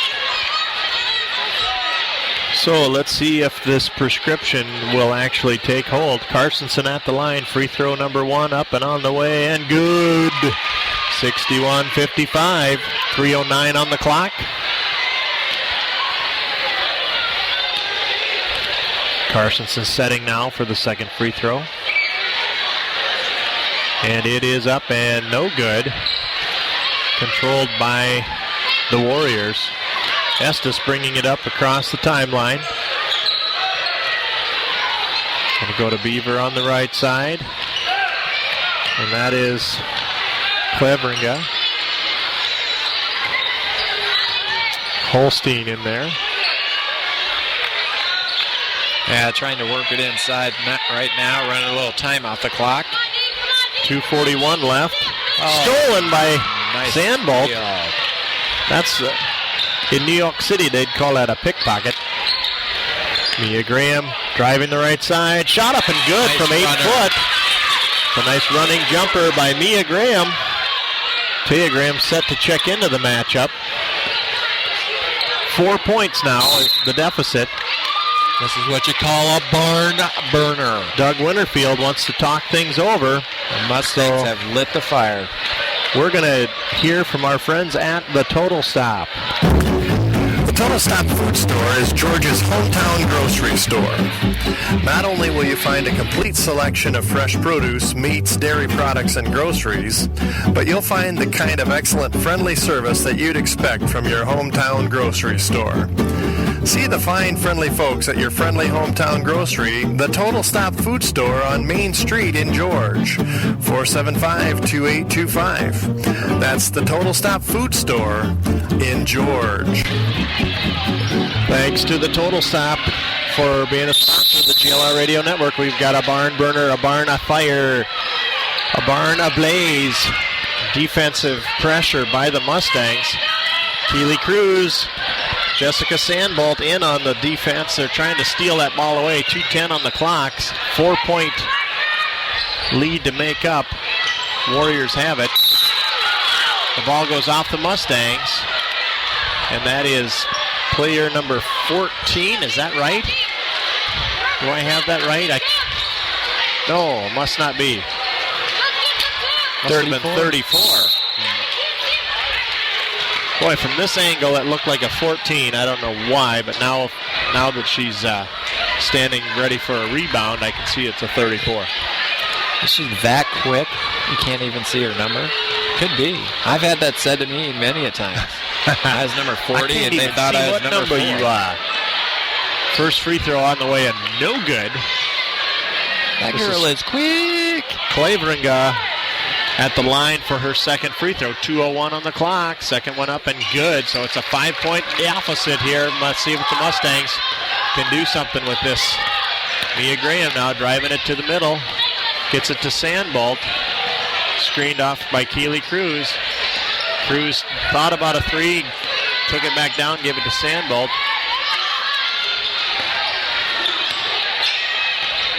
Mia to Keely. Sandbolt, top of the key. It's no good. Out of bounds off the Mustangs. 62-57. It's a good exchange there, but no points as a result. Estes guarded by Sandbolt. Clears the pressure. Vanderplatz drives in on Carstensen, dishes out to Estes, who drives it inside. Nice left-handed 8-footer. 7-point lead. 1:13 on the clock. Mustangs have really got to make something happen here. Sandbolt drives in, takes contact on the shot from Vanderplatz. He's going to have 2 free throws. That's Vanderplatz's 5th foul. So she's going to be replaced in the action. She has played a great basketball game for the Warriors. She's been a real rebounding force on the inside, has caused a lot of problems for the Mustangs on the inside of the paint there. So Sandbolt will have 2 free throws. The first one's up and good. It's good. 6-point lead, 64-58. Can that be the first free throws for the second half for her? Second one up and good. So we're at a 5-point deficit here. 1:07 left. Tia Graham out. What do you think? Mariah Terhark in. Let's see if the Mustangs can get a turnover. Keely Cruz is going to be called for a reach. Hack-a-shack. Gets the clock stopped. The 1:04 left. That's Keely's 3rd foul. 19 fouls on each side of the floor, so there will definitely be free throws at any given point. Front end of a one-on-one, Claveringa, good. Ice water in the veins there, 6 points. The rim was kind to her there. This is anything but over. Second free throw up and good. The Mustangs get a couple quick buckets here. They can stay in it. Quick score, don't need a 3. Driving it in. Great rebound underneath by Mariah Terhark. Coach Grafing wants a full timeout. It's a 5-point lead, 55 seconds. We'll be right back after this message. Let's go Mustangs. When you need a case for your computer, treeshell.com. Or your iPhone, iPad, and iPod, treeshell.com. When you need a case for your Kindle device, nobody makes one near as nice as treeshell.com. For elegant products made from wood, nobody makes them near as good as treeshell.com. Treeshell.com. Well, an uphill battle being fought here by the Mustangs. 66-61 on the scoreboard. It's that 5-point deficit.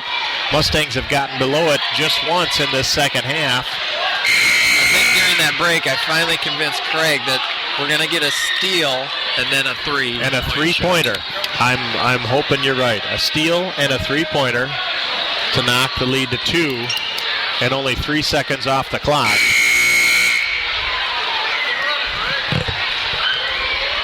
Full court pressure here by the Mustangs.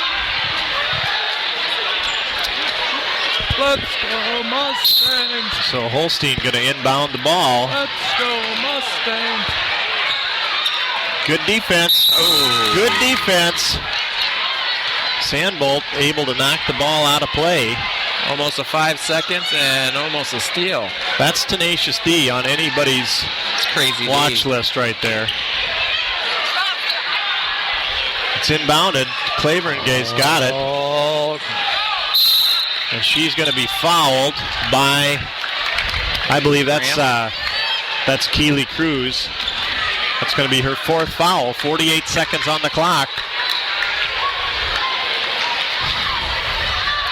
Claveringa with the free throw attempt here now. She's going to have 2 because they're in the double bonus. Free throw's up and good. 6 points now to make up. 48.3 seconds on the clock. 67-61. No. Over the back. And that is indeed over the back called on the Warriors. And that's the 10th team foul on. So that's a foul on Malin Holstein. That's going to be her 5th foul. She's going to be asked to take a seat. Van Manen going to come in for her. Holstein has played a great game tonight for the Warriors. So now Mariah Terhark at the free throw line for the Mustangs. And that's a free throw up and good. Cuts into that lead. It's a 5-point lead now. 47 seconds on the clock. Every point is critical here. And that's up and good as well. Mustangs cut into the lead.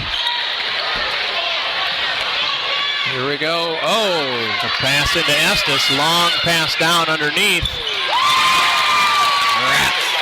to Horstman. Makes a layup. Mustangs driving it now. Mia Graham's got it. oh, the scrum begins.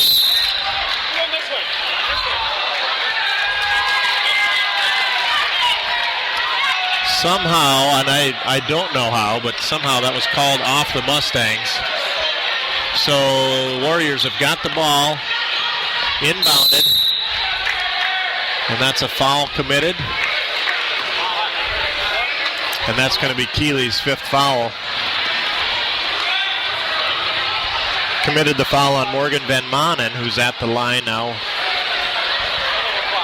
Abby Eben coming back into the lineup for the Mustangs. Yeah, I question if they are going for the ball there or just kind of knock our girls around and jar the ball loose. More of a fumble. In any case, it's a 6-point lead, 27.5 seconds on the clock. The free throw is up, no good. Van Manen at the line. We'll have one more opportunity to add to that 6-point lead. 27.5 on the clock. So it's a 7-point lead. Carsonson to Sandbolt. Sandbolt's going to drive in and off the glass, no good. And somehow Claveringa comes out of there with that rebound. Unbelievable tenacity on her part to get that rebound. Yep, she came out of there in between 2 Mustangs and the ball disappeared and she came out of there. And she drew the contact. That's a foul on Mia Graham. It's her 2nd foul in the game. And now it's an 8-point lead, 19 seconds on the clock. And Another free throw up and good. A 9-point lead. Sandbolt has it rolled to her to save a couple seconds. Abby Eben driving to the right side. Big contact, no call. Graham with the putback up and good. And Coach Grafing calls a timeout with 10.5 seconds left. Full timeout. Yeah, not giving up here quite yet. She can dial up a 7-point play. This would be the time to do it. That's one of the harder plays in basketball, quite honestly, a 7-point play with 10 seconds left. But it has been done. Either way, it's an exciting ending. The Mustangs definitely got their chances. Sioux Center just made free throws down the stretch so far. But, hey, 10 seconds left. Anything can happen, Craig. Anything can happen.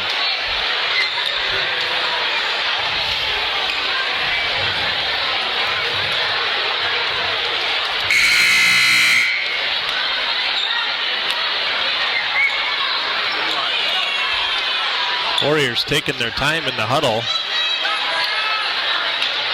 Mustangs on the court ready to go.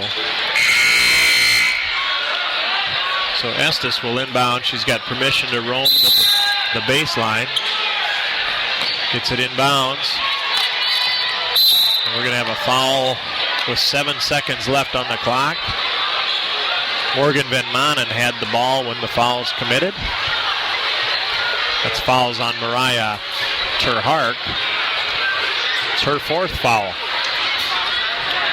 Talk about keeping it interesting all the way down the stretch, KJ. That's right. Free throw up and good by Morgan Van Manen.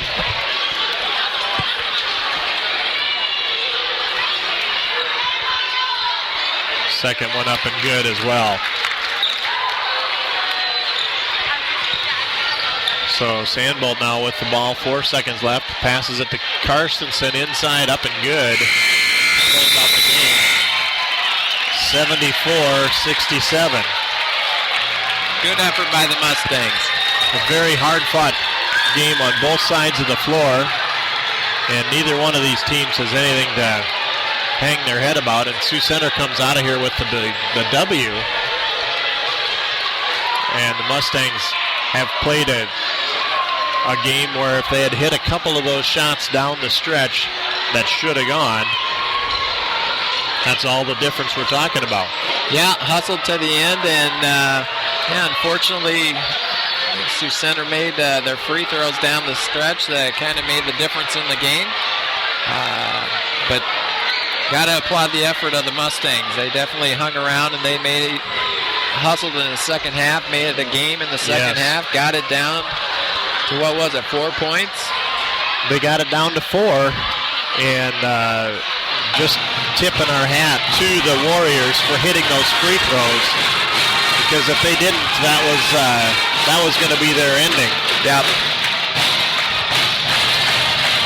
Well, we're a few minutes from the tip-off of the boys' game. And an exciting game tonight for the GLR girls. They end up coming up just shy of a W there. They're 7 points to the deficit. Our hats go off to the Sioux Center Warriors for a great game tonight, who ended up victorious by hitting their free throws down the stretch and controlling that basketball.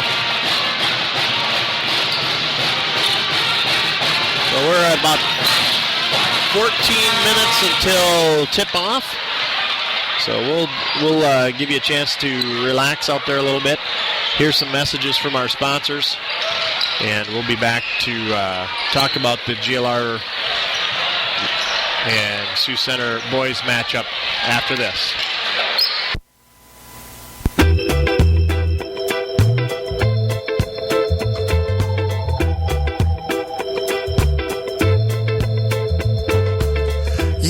Protection for electronic devices. Treeshell.com. iPhone 4 and iPhone 5. Treeshell.com. Get a case or skin for your iPod, for your iPad 2 or new or 3 or many. If you want a case and a cover that's super nice for your iOS or Kindle device, visit the e-store where Tree Shell is sold. See lots of pictures, they're a sight to behold at treeshell.com. Treeshell.com. See lots of pictures, they're a sight to behold at treeshell.com. Treeshell.com.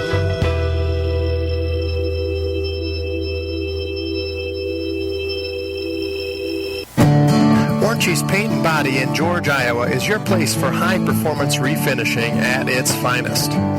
Heath Warranties and his team specialize in collision repair, glass replacement, restoration, towing, and even windshield chip repair. They're located at 103 North Sydney Street in George, Iowa. Call them today, 712-475-3307. That's Warranty's Paint and Body in George. Oh, Warranty's Paint and Body. You'll have our van there in the morning. Good grief! It's good to have you as a sponsor here, and appreciate your sponsorship of the GLR Radio Network. We're about 12 minutes from tip-off here at the boys' game. I want to recap the score here for you. The final score: 74-67. Sioux Center girls, and they really played a hard-fought matchup. They really had a lot of fouls to contend with, and they had a lot of those free throws going down the stretch. Yeah, I'd say that the teams are pretty evenly matched. They, I think three-pointers are kind of the difference in the game, as well as the free throws down the stretch, but GLR made a good run at the end and made it a ball game, and we were aggressive tonight. I commend the Mustangs for taking it at Sioux Center and not worrying a bit about any contact. Got to the free throw line early. We just had to foul down the stretch, and Sioux Center made their free throws. Yep. And that is how a lot of these close matchups are won, is at the free throw line. And they have made their money tonight at the free throw line. Those Sioux Center Warrior girls are to be commended for hitting that many free throws down the stretch. Yeah. Well, we're glad to be bringing you this broadcast. We're about 10 minutes from the start of the second half of our doubleheader here at Sioux Center High School Gymnasium. Craig Johnson alongside Kory Johnson. And just looking here at the warm-ups here, looks like Sioux Center's got a couple of towering trees on their lineup. I'm not sure who's going to be starting in this matchup, but yeah, they are also very young. They got a lot of sophomores they are playing. I think that they only have one senior on the team. It looks like they've got one senior who's wearing number 5, Spencer Fritz. They've got a handful of juniors, and then the rest are sophomores. They've got at least 5 sophomores on the lineup here. Yeah, and a little birdie told me a lot of those are starting tonight. So young team, but I think also a very talented team from what I have heard. It'll be interesting to see what the Mustangs are able to do to counter that attack. So we had a little bit of a surprise from Coach Curtis Schilling at the last game for the GLR boys. He had a couple of new starters out on the floor to start the game off. And the Mustang boys have had some success in running their offense when they can run it. Yeah, I think this year is definitely a year for Coach Schilling. Good teaching year for him is getting under this group of guys understanding the game a little bit more, working as a team. sharing the ball, and also, hey, you got to play hard. You got to play hard to win. You got to practice hard to win. And practices transfer over to games, so I think it's been a good year for him as far as the teaching aspect of the game. It's definitely, it's definitely a lifestyle to teach these young men the fundamentals of basketball and to bring them through some adversity early in the season. Oh, and patience. To have the patience of a coach these days is a special asset, because I can tell you what, I would not have the patience.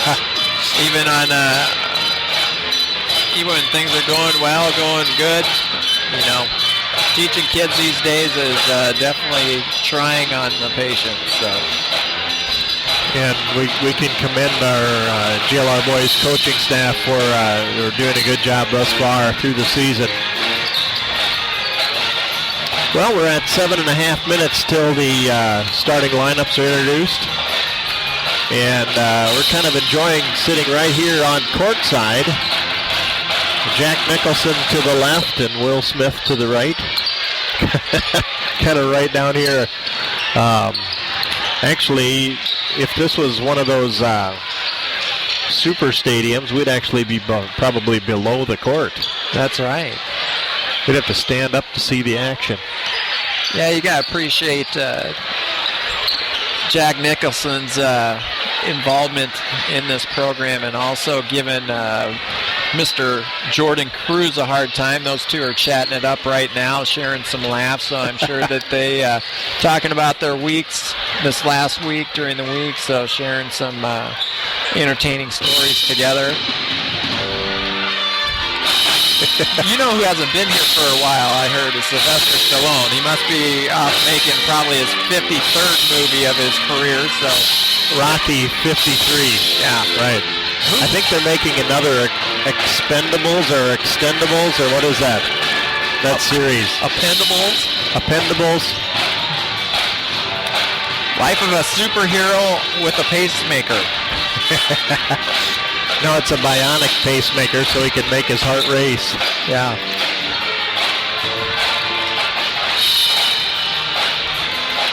Well, it's been a fun game. That girls' game was really entertaining and well played. I think it's the kind of game that you want to be here to watch. Yeah, they interesting down to the wire. Yeah, they definitely are leaving it all out on the court. It's I can't imagine. I'm tired just watching it. I can't imagine what the girls feel like after a game like that, and it seems like that's the kind of hustle that Coach gets from them night in and night out. Yes, I just feel like I need to hydrate a little bit after that game. So we're going to take a minute to do that. 5 minutes until tip-off. Craig Johnson alongside Kory Johnson here at Sioux Center High School Gymnasium. We'll be back after a couple more messages from our great sponsors. Be sure to thank them when you see them. Mustang Plumbing and Heating provides service and repair on furnaces, water heaters, air conditioning systems, and heat pumps, along with all types of plumbing. Speaking of water heaters, Brandon and his crew replaced our water heater last winter for us, and the prompt and thorough service he and his team provided was very much appreciated. And now we have a water system that provides much more hot water much longer, which is a very important thing in our family. Contact Brandon Cruz for your plumbing and heating needs. That's Mustang Plumbing and Heating, 101 Main Street in George, 475-2661.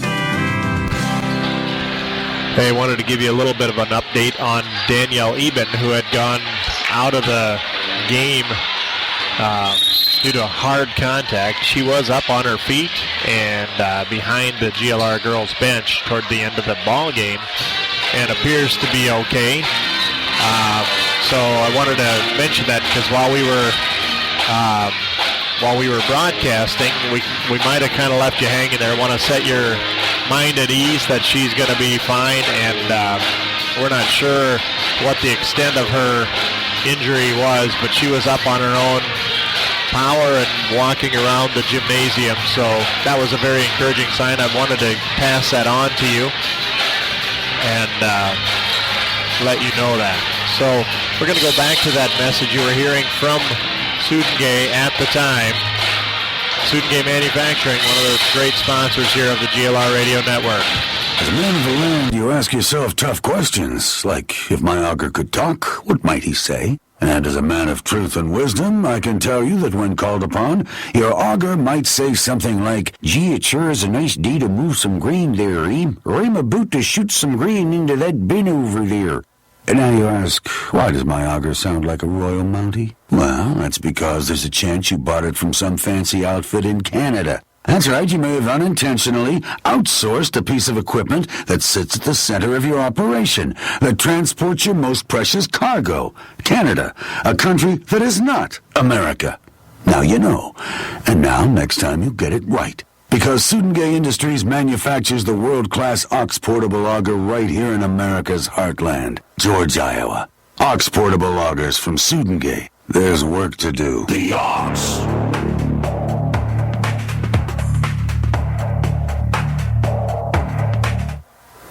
Hello, basketball fans. Jim McConnell here, inviting you to dribble down to Northwest Consultants in George so we can pass along a quote to you on your insurance policies. We will screen our list of companies and then shoot you the best deal possible. We're sure you will jump for joy at the low cost and great coverage we can give you on your home, business, farm, auto, health, and life insurance. Give me or Vonda a call at 475-2610 or stop in and see us at our office in George, where you can have all your insurance policies in one basket. Go Mustangs!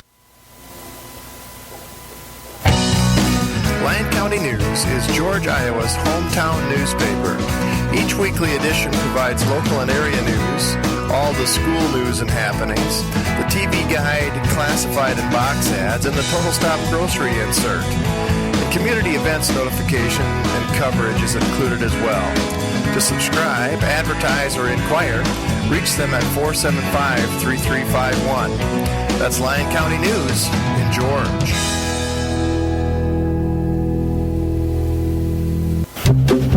The Flower Box is George's floral and gift specialty store. Stop in or call for fresh cut flowers and arrangements and gift items along with friendly service. The Flower Box, 133 North Main Street in George. Call 712-475-3396. And come on down to the Corner Cup for fresh brewed coffee and daily lunch specials. Choose from any of the delicious accompaniments to your favorite coffee drinks and enjoy the friendly, cozy coffee shop atmosphere. That's the Corner Cup on 149 North Main Street in George, 475-3610.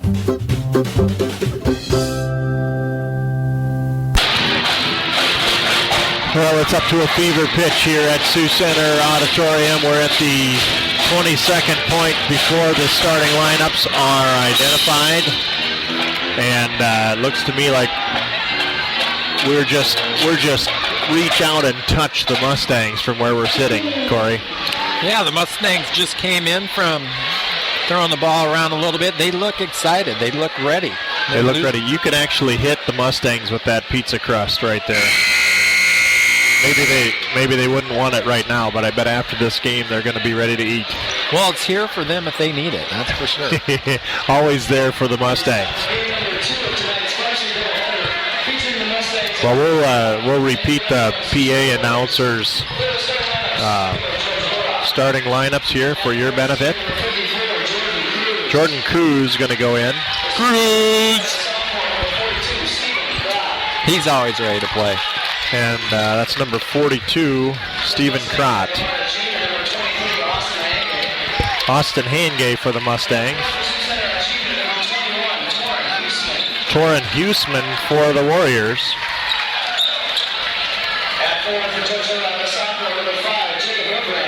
Jacob Hillbrands. Chris Borchers for the Warriors. Tanner Versteeg wearing number 20 for the Mustangs. Andrew O'Donnell. Evan Voss for the Mustangs. And for the Warriors, Spencer Fritz, the senior for the Warriors, rounding out the starting lineups. The old man. He looks ancient compared to the rest of those guys over there. That's right. Y'all don't understand. The referees just came over and they put their coats on the table. Is it? It's customary. Are they worried it's going to start snowing inside that they have the coats on? No, it's customary to put your coats on the table before a game. What's that? Yeah. We're getting a little guff from the coaching staff over here to the right. Well, they're saying, why don't you just sit over here by us? We can tell you what's going on. And I'm thinking, I'd be grateful for that.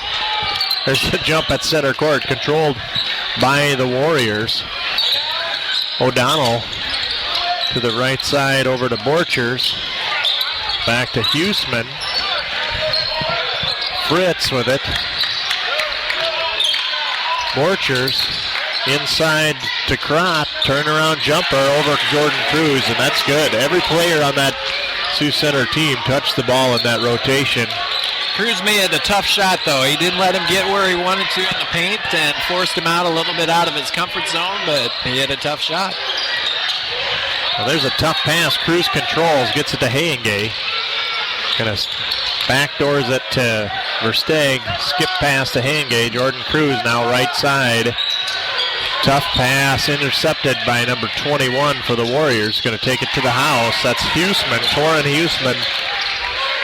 So Sioux Center with 2 quick buckets. 1 minute gone from the game. Tanner Versteeg behind his back, trying to control the tempo here. Gets a shot up over Fritz, but no good. It's rebounded by Huseman. Quickly ahead to Stephen Crott. There's a quick technical timeout, not a technical foul, but just the ball bounced off the back wall and went into the center of the court. So the ref blew a whistle to stop the clock, get the play reset. Tanner Versteeg now to get it across the timeline for the Mustangs. He's guarded by Fritz. 30-second timeout called by Coach Schilling. Yeah, he saw something that he didn't like. He's quickly up into the mix there with his players, exhorting them to execute the offense that they've been working on. Yeah, and you notice he has the huddle pretty much out at center court, so there's something on his mind that he wants to communicate to his team. That's about 4 quick steps for him when he wants to get out there. He can do it quickly. So we're at 6:30 on the clock. 6 quick points scored by the Sioux Center Warriors. And it's evident that they've got some scoring threats on their team. Quick team. Hayengay now to inbound to Evan Voss. He is driving into the paint. He's going to be fouled. That foul is on Andrew O'Donnell, his first of the matchup. First foul committed in the game. Evan Voss going to be at the free throw line. 6:27 on the clock. Evans' free throw up off the front of the rim, no good.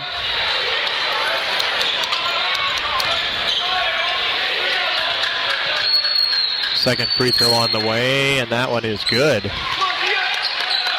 So 6-1. Evan breaks the ice for the Mustangs. O'Donnell now driving against Hayengay. Dishes out to the corner. Jordan Cruz with a rebound off the miss. Borchers' long jumper. Good rebound, good box out. There's a pass inside to Jake Hilbrands. Good battle. Gets his own rebound. Out to Versteeg for 3. No good. Smokes. Jake Hilbrands with another rebound.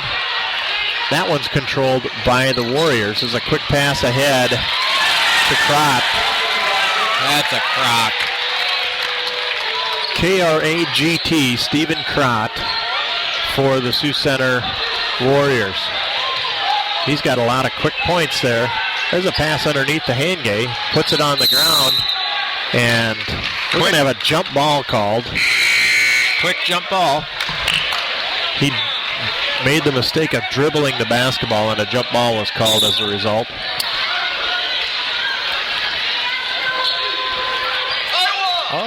a correction. Mustang basketball. Tanner Versteeg drives to the free throw line from the right side. No good. Rebound controlled. There's a quick pass ahead to Borchers. Layup. So Borchers is one of those sophomores we've been talking about. Reed Guzzi going to check in, as is Alex Wiertzema for the Mustangs, as is Elliot McConnell. Jesse Korseman has the ball stolen away by Krotz. Drives left, layup, and Korseman commits a foul on that shot. Sioux Center gets a ball up the court quick and scoring at will.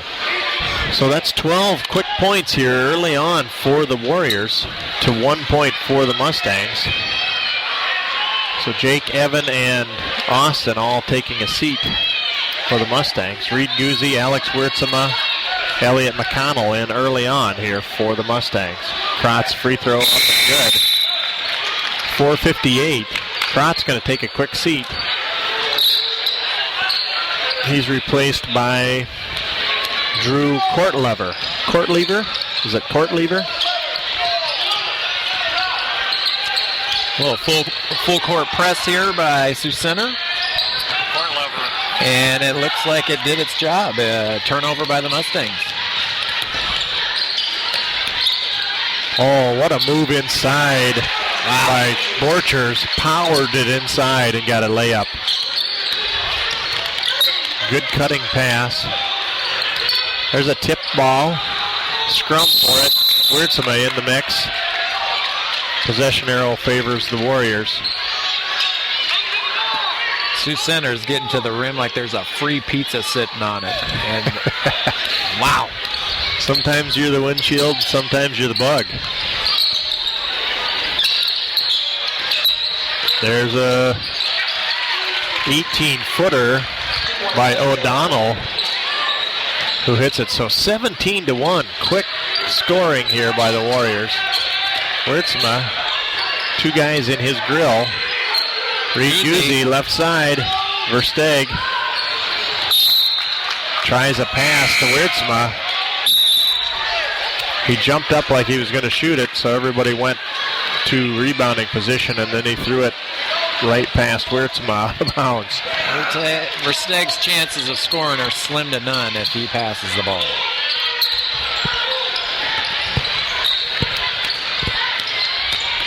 His coach is telling him, shoot that next time. You were open for the shot, put the shot up. 19-1.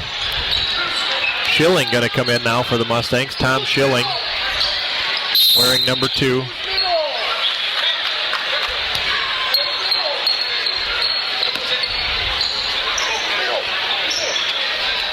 Coach Kurt Schilling out into the floor right next to the ref, who was looking somewhat confused for a second there, like he didn't understand there was a timeout. That was kind of funny to see, because we're right here in front of it, and I didn't know what to say first. I didn't know what the ref was going to say, and I think the ref was looking at him and saying, Coach, you can't check yourself into the game. I actually got quite a bit more a kick out of that probably than I should have, but that really struck me funny to watch that from the Nicholson seats here. It's a 30-second timeout that was called. So let me give you the lineups here. Guzzi, Schilling, Wiertzema, Korseman, and McConnell in for the Mustangs. 3:33 on the clock. It's always funny when you're looking at the ref and he looks dumbfounded. It's like, what? What? So in any case, we are back to live action. Guzzi passes it inside. There's going to be a foul committed. I believe that's going to be on Kortlever.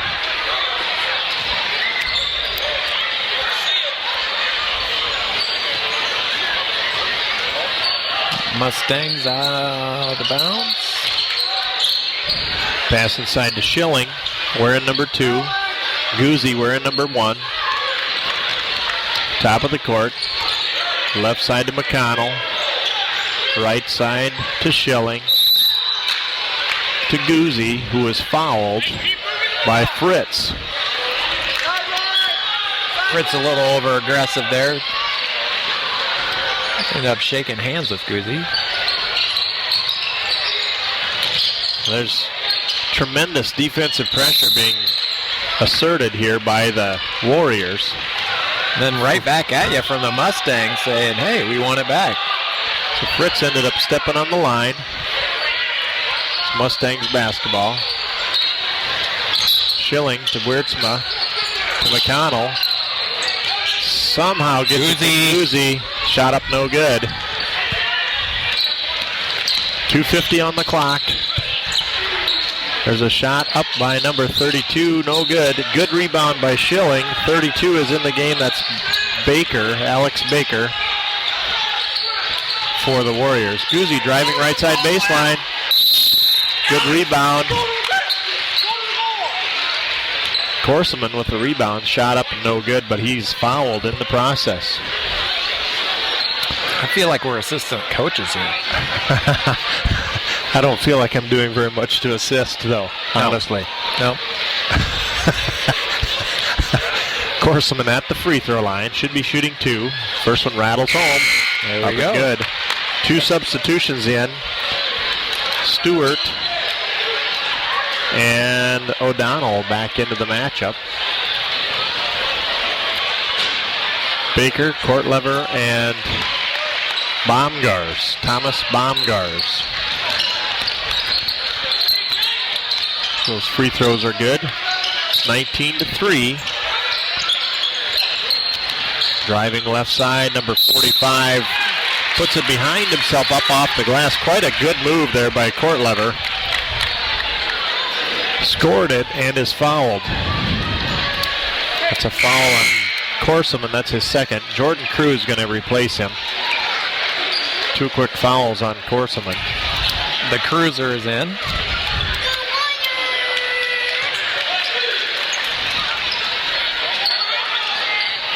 Inbounds to Guzzi. Crosses the timeline. To Schilling. Going to drive the right side. Inside to Cruz. Gets a shot up off the glass. No good. Rebound controlled by O'Donnell. It's a nice pass out to the corner.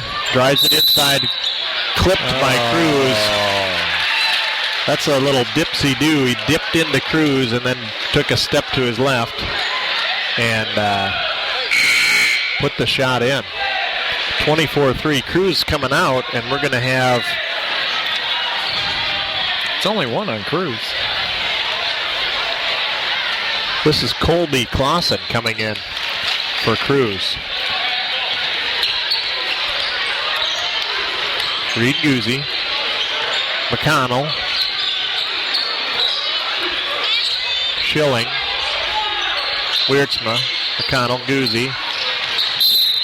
The pass is a little less than crisp. If you had lettuce that limp, you'd throw it back.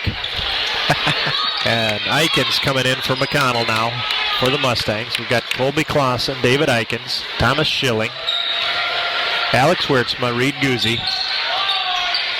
Coach Schilling trying some options here. That inbounds pass was bounced on the out-of-bounds line, it looks like. That's a turnover that we would love to have back. So the Warriors have a whole host of new players in the matchup here. I'll work to bring you their names. It's right side inside pass to number 42. He's got a soft touch around the basketball. He is, that's for sure. Right or left. He's lighting it up on the inside. There's no doubt about that. 27-3. Wiertzma skip passing it to Reed Guzzi down to the corner. Eikens right side. Quickly swung to the left side. Tom Schilling working the shake and bake. Eikens. Wiertzma. Inside to Colby Clausen. Back out to Wiertzma. Wiertzma's going to drive inside. Tries a nice roll. That's what you call improvising a good solution to a tough defensive problem there. Oh. And Colby Clausen with a big D on the ladder. That reminds me of when we were kids. We used to jump on that little mini tramp down in Grandpa's basement to try to get some extra height. Yeah, he is definitely up there. He was up in the hills there with Crott there. And we called for the foul, but that's good defense by Clausen. There's nothing better when you block the shot of a guy that has some size on you. You just let him know you're there. Sit down, big boy. Skywalker is here. So we can give him props for that. 29-5. Tough start here for the Mustangs. They are just defending.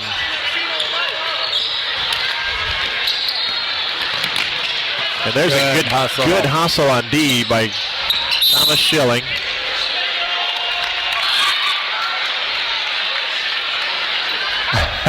That was initially called off the Mustangs, but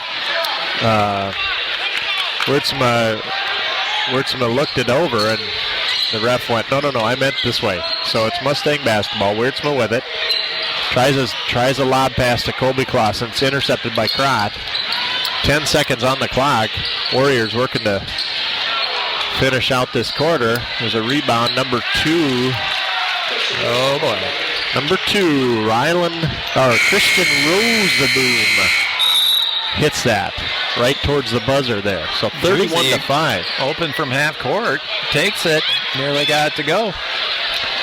So we're going to have Hayengay, Voss, Hillebrands, and Versteeg back into the lineup during this quarter break here. Coach is keeping a lot of fresh bodies in there. Hopefully see some benefit of that in the fourth quarter. Wear down the Warriors a little bit. It's all about numbers. So what do you think he's saying in that huddle right now? I think it's just a coaching opportunity again for Kurt Schilling. I think that he's saying, hey, let's get down to the simple aspects of the game. Let's run the offense. I want to see it run to perfection. And, hey, let's see what happens. I think he's trying to convince the guys, hey, believe in me, run the offense. You'll get an open shot. Take care of the ball. Relax. Relax, guys, is one of the things that he said in the huddle. Relax. We'll be fine. Let's run our offense. That's a 31-5 quarter. So we're going to chalk that one up to Sioux Center winning that quarter. Mustangs try to get away with one there, throwing 6 guys out there.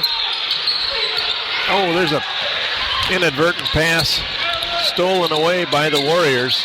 24, O'Donnell runs it right up the middle, uncontested for the touchdown. Right to the house. 33-5, 7:40 on the clock. Wurtsma, Hayengay, Voss, Versteeg. High pass up to Evan Voss. Tries a 3 and hits it. 22-footer, Evan Voss. Just like Coach drew up. Right away underneath to Crott. One pass, and Sioux Center's got 2 points again. Looked down to the scorecard and looked up, and they had scored already. Hayengay to Evan Voss. Why not? He tries it, he tries it, we buy it. There's another quick pass. Charge. And he's going to be called for a charge. Jake Hillebrand standing in there. You could feel a little momentum shifting here.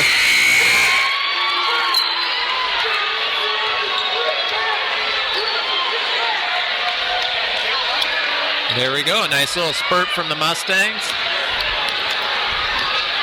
Hey, guess what, boys? We came to play. Versteeg dumps it inside to the 10-foot line, hits a jumper. 8 unanswered points.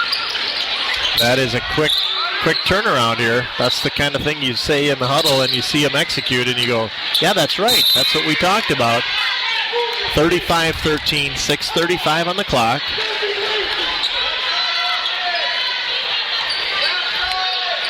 The Warriors looking a little stunned by that turn of events, and then they inbounds it freely to Torin Huseman, who's got an open look at a layup and hits it. 37-13. Hayengay drawing the contact, but there's no call. Colby Clausen set to check in. There's 24 again. O'Donnell takes it to the house.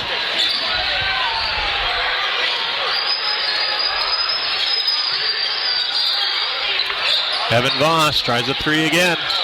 Jake with the rebound. Nice pass to Voss underneath. Contested shot. Huseman, I believe. Nope, that's going to be on O'Donnell. He got rewarded there for taking it strong to the hoop. Got a couple free throws coming. So Evan Voss with 2 3-pointers. A free throw here.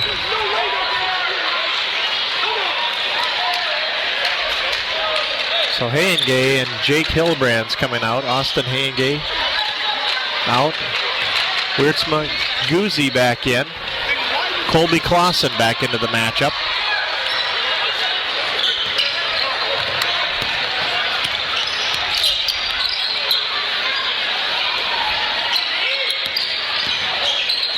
There's a pass inside. A good-looking pass to Baumgars. Got all the way to the layup lane there. Versteeg tries a 12-footer. No good. There's a box out. Warriors running it. Booyah. They've got it just like that. O'Donnell. Lightning quick up and down the court. Not too sure that ball ever touched the court. That was just a quick, fast pass, and he just caught it and put it in.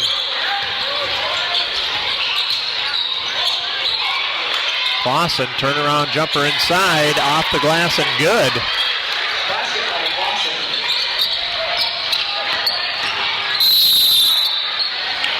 We're going to have a foul committed about at the free throw line on that drive. And that is O'Donnell driving it in again. He's attacking the rim at every corner here.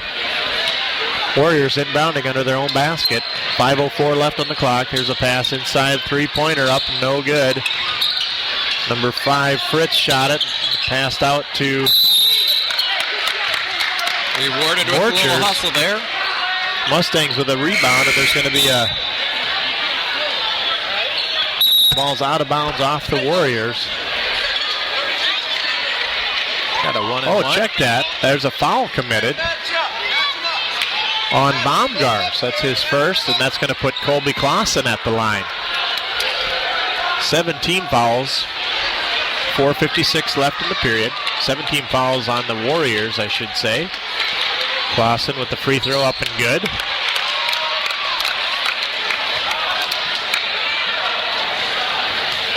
Clausen, a sophomore at GLR. Second free throw on the way, and that rattles out, no good. Quickly ahead now.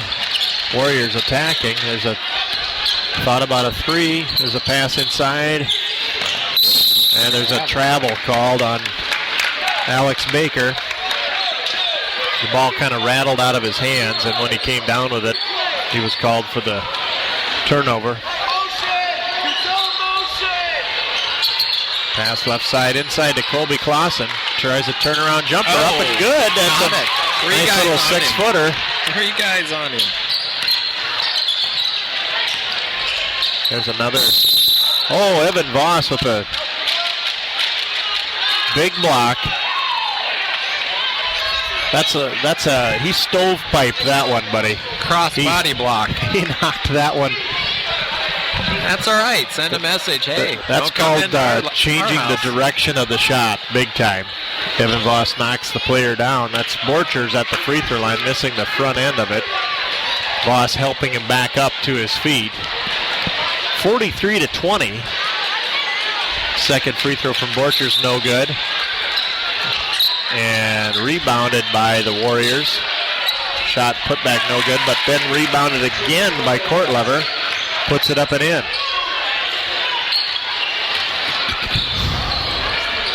And there's a long pass attempt to Wiertzma, stolen out of there.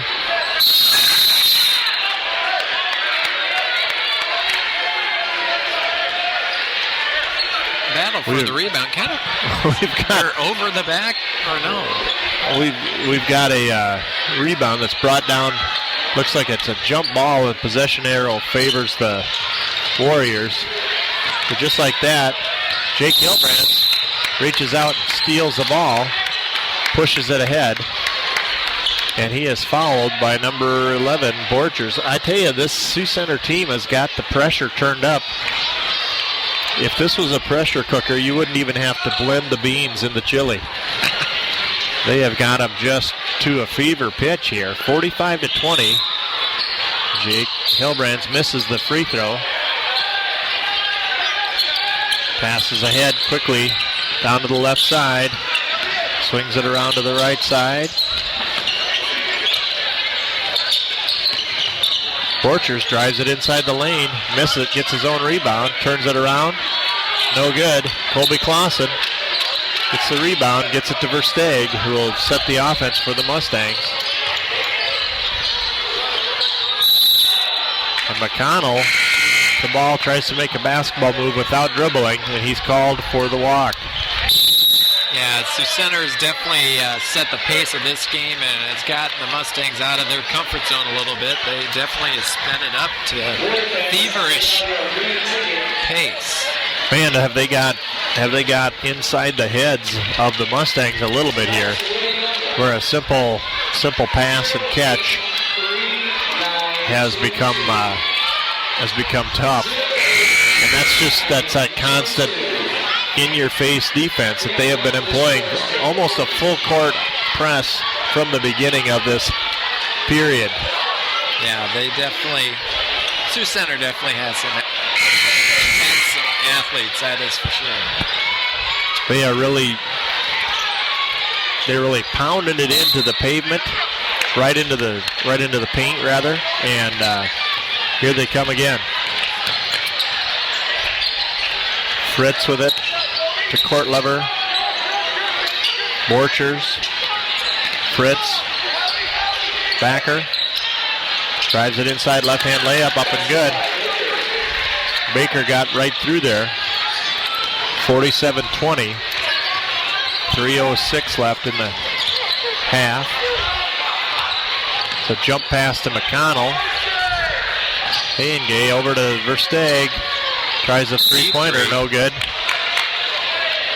It's off of Baker's knee, out of bounds. Yeah, Sioux Center defense is just forcing the Mustangs out beyond the arc. And there's a steal. Jake Hilbrand's tried to split the defenders. Got it ahead to Fritz for the Warriors, who scores a quick layup. And just like that, it's 49-20.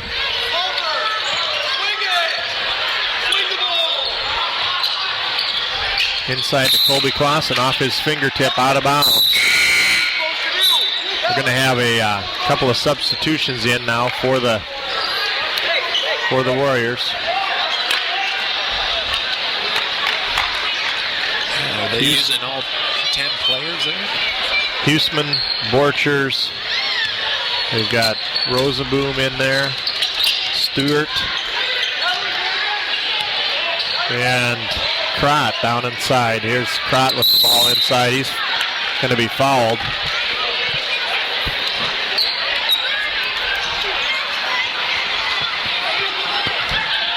Fouls on Colby Clausen, his second foul of the match. 2:18 left on the clock.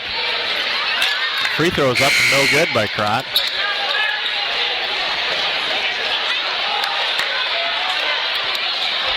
Colby's going to come out. We've got Austin Hayengay back in. Elliot McConnell out of the match. Second free throw, Krott on the way and good. There's David Eikens with the ball inbounds. Versteeg down to Hillebrands. Drives the lane. Back to Versteeg, out to the top.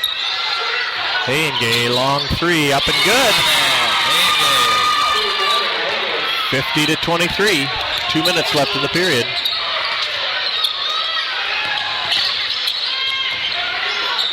We've got a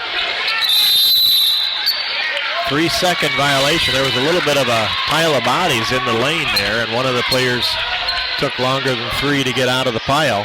So it's Mustang basketball. Yeah, and a little jawing going on as they go down the court.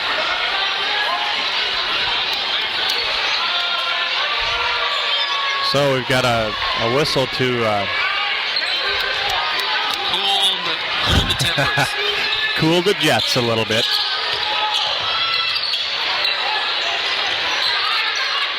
And there's a pass down to Wiertzma.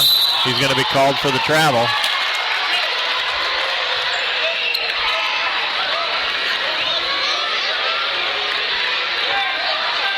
(50-23).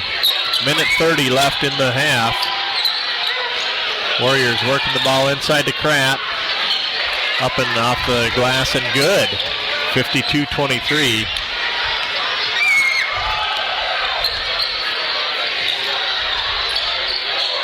Pass to Hayengay.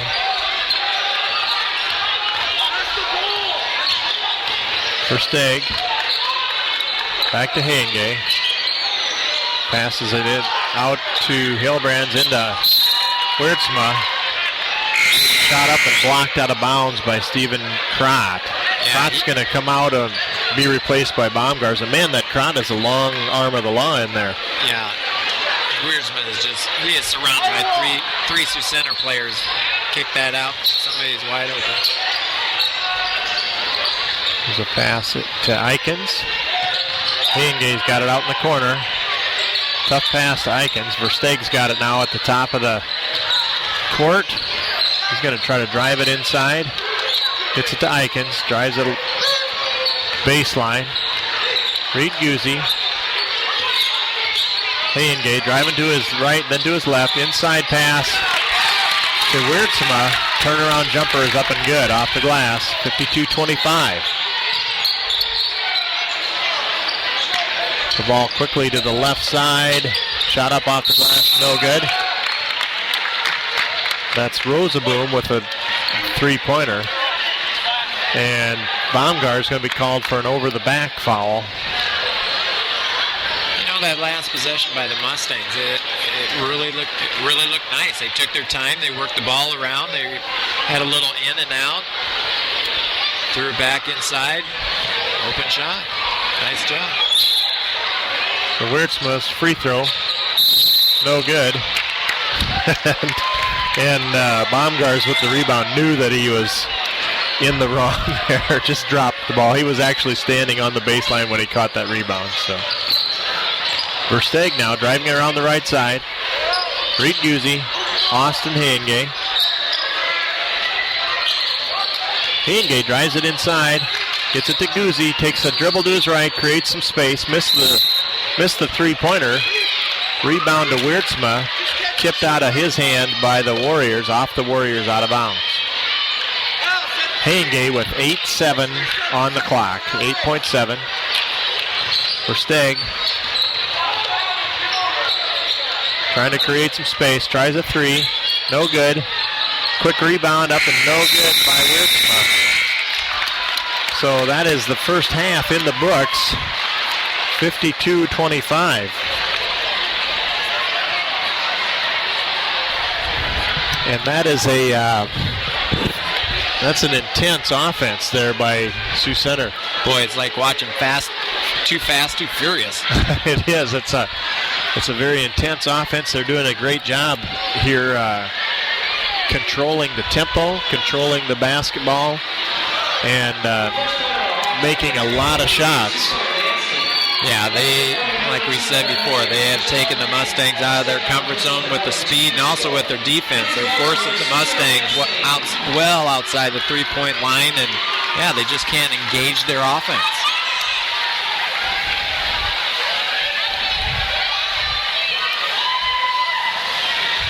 Well, we're going to be entertained here at center court with the Sioux Center dance team.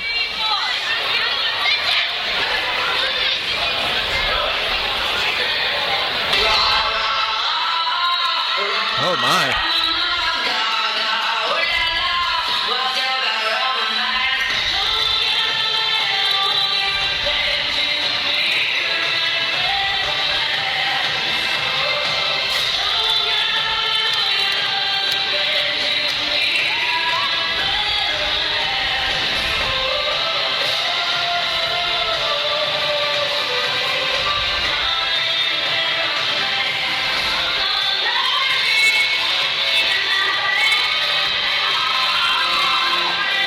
Okay, I know that if I tried that move, you'd have to wheel me out of here on a gurney.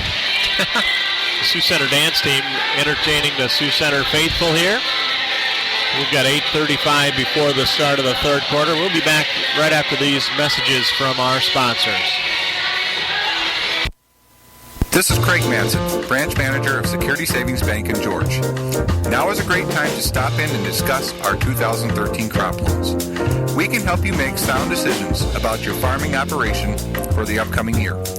I grew up on a farm and understand the challenges and benefits that go along with farming. I will take time to understand your unique farm operation and the situations you face. Our loans are approved locally by people you know.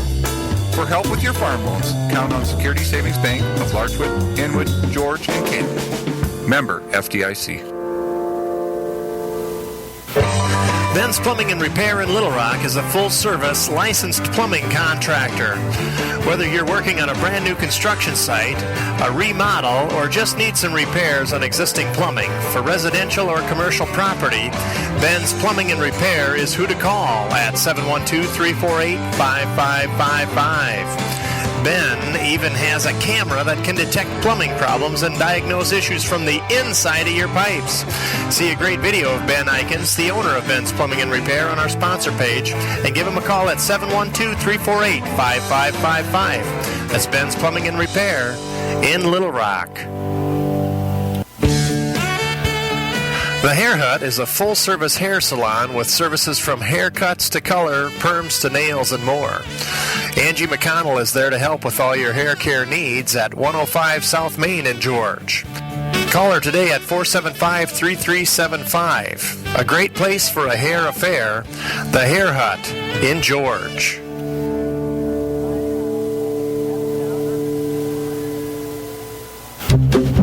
The Flower Box is Georgia's floral and gift specialty store. Stop in or call for fresh cut flowers and arrangements and gift items along with friendly service. The Flower Box, 133 North Main Street in George. Call 712-475-3396. And come on down to the Corner Cup for fresh brewed coffee and daily lunch specials. Choose from any of the delicious accompaniments to your favorite coffee drinks and enjoy the friendly, cozy coffee shop atmosphere. That's the Corner Cup on 149 North Main Street in George, 475-3610. Hello, basketball fans. Jim McConnell here, inviting you to dribble down to Northwest Consultants in George so we can pass along a quote to you on your insurance policies. We will screen our list of companies and then shoot you the best deal possible. We're sure you will jump for joy at the low cost and great coverage we can give you on your home, business, farm, auto, health, and life insurance. Give me or Vonda a call at 475-2610 or stop in and see us at our office in George, where you can have all your insurance policies in one basket. Go Mustangs!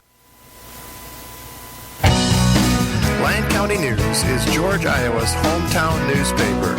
Each weekly edition provides local and area news, all the school news and happenings, the TV guide, classified and box ads, and the Total Stop grocery insert. Community events notification and coverage is included as well. To subscribe, advertise, or inquire, reach them at 475-3351. That's Lyon County News in George. I want to give a big shout out to our friends and sponsors here of the GLR network, and we want you to give them your appreciation as well for bringing this broadcast to you, if you like it. And it's like I always say, if you don't like the broadcast too well, tell 2 or 3 people you don't like about it. Tell them to listen in. That's nice. I like that. That's good advice from the GLR Radio Network. Quick pause for station identification, and we'll be right back. You're listening to the GLR Radio Network. And that's what I call a quick pause for station identification. That's right. Yeah, if you don't like us, tell as many people as you want, hey, we don't like it, because things you don't like can be funny too. Get angry. We hope that you're enjoying the broadcast. Hey, I got people that are listening from Des Moines, Sioux Falls, Edna. Yeah. they should just get in their car and get down here and see this in person. Then we wouldn't have to yell that loud. I mean, that's when you have to yell loud enough to be heard in Sioux Falls, you got to really have some pipes, buddy. Oh, my goodness. No, we're just enjoying bringing the last 10 seconds of what I just heard. That's 10 seconds I'll never get back, right? Right. Well, we're 3.5 minutes from the second half tip-off.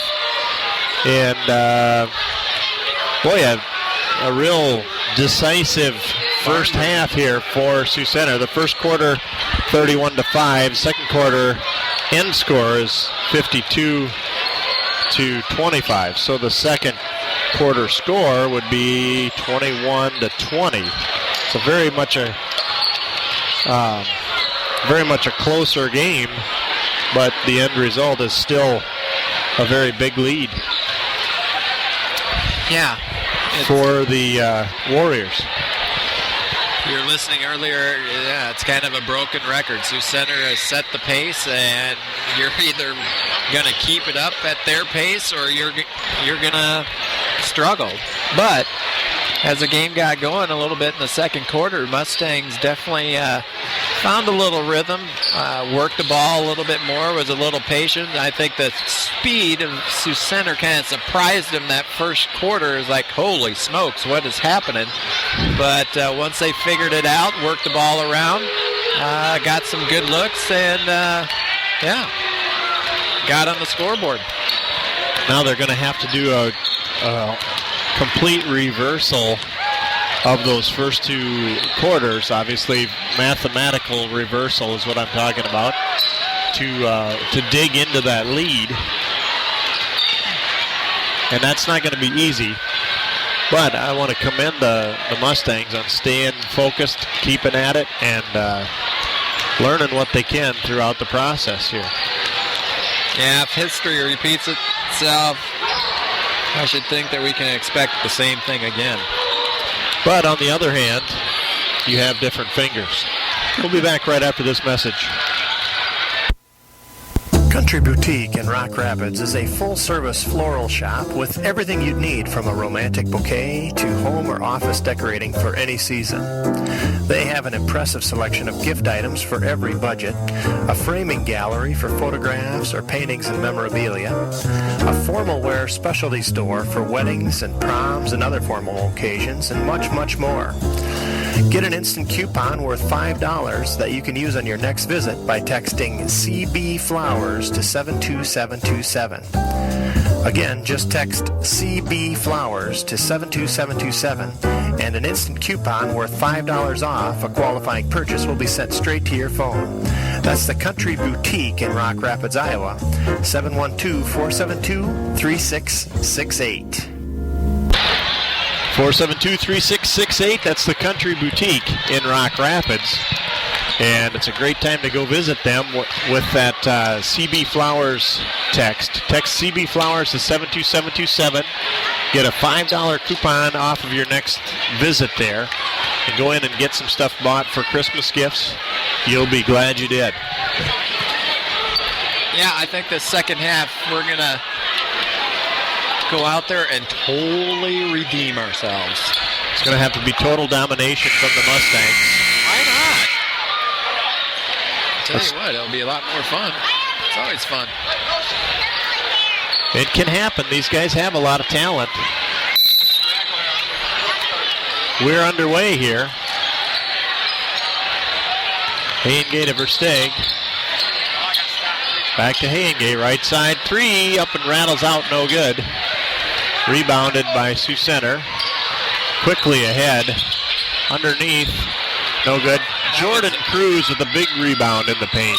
Threw up the oop-de-oop. And Tanner Versteeg thought about a pass, then thought about it again, and thought about it one too many times. He's going to be called for the travel. Yes. No. Yes. No. Maybe so, maybe not. Maybe next time. Back inside. Borchers hits another shot inside. Jordan Cruz right side. Jake Hilbrand driving the baseline. blocking foul going to be called on 24. That's Andrew O'Donnell. It's his third foul. Pass to Tanner Versteeg. Defended by Fritz, a wily veteran out there. Hayengay gets a nice bounce pass. Scores over Crott. 54-27. Nice attack by Cruz. There's Crott again in the inside. Gets his own rebound off a missed layup. And scores it. He had to miss it 56-27. He's wanting to get some rebound stats on the books there. So selfish. Evan Voss, top of the court. Mustangs working from our left to right. Evan Voss tries a three, no good.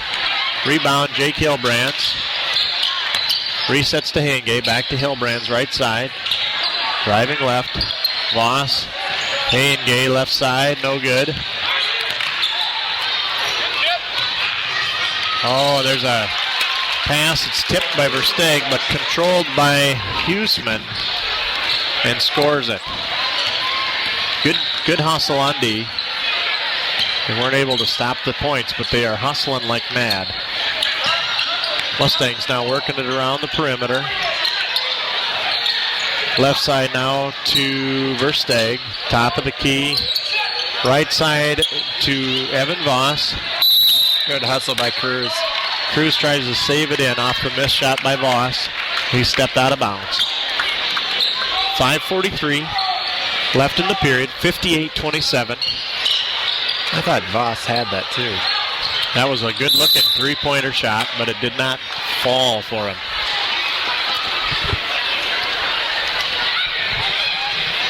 That's going to be a foul on Jake Hilbrands. That's his first. 58-27. Andrew O'Donnell at the free throw line.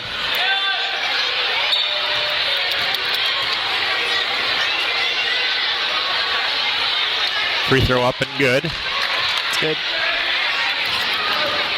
32-point lead for the Warriors. 59-27. Second free throw up and on the way. No good. Controlled by Hayengay. Takes it quickly across the timeline. Takes it down to Jake Hilbrands. Oh, my. What a move inside. Nice. He's going to be called for an extra step there, I guess. Or is too quick for the refs to keep up with. That was a nice spin move. Good move by Jake Hilbrands. Going to have a foul called on Jordan Cruz, trying to keep Crott out of the lane there.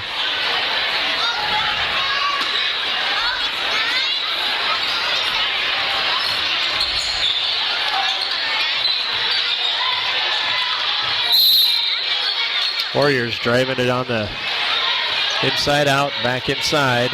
Kind of a clear out isolation move. O'Donnell with the ball, and he drives it to the paint and is fouled. That's on Hayengay. That's his first. Miss it. And he makes it. 60-27. Warriors clearly dominant here in this game. Second free throw. Miss it. Rattles up and out and back in. Well, that isn't working. You're gonna have to try a different technique.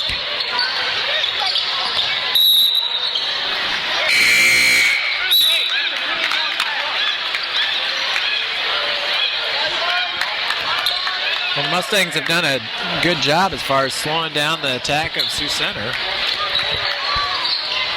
Little adjustments at halftime have worked so far. Tanner Versteeg creates some space, tries a free throw line jumper, rattles out, no good. Some of the shots just are not falling for the Mustangs. Crott gets a darn nice backdoor pass to Ryland Stewart. I did not see how that even got through there. I don't even know how he saw where Ryland Stewart was going, but nonetheless got it to him. Puts up a layup attempt, no good. Free throw line now. Front end of two.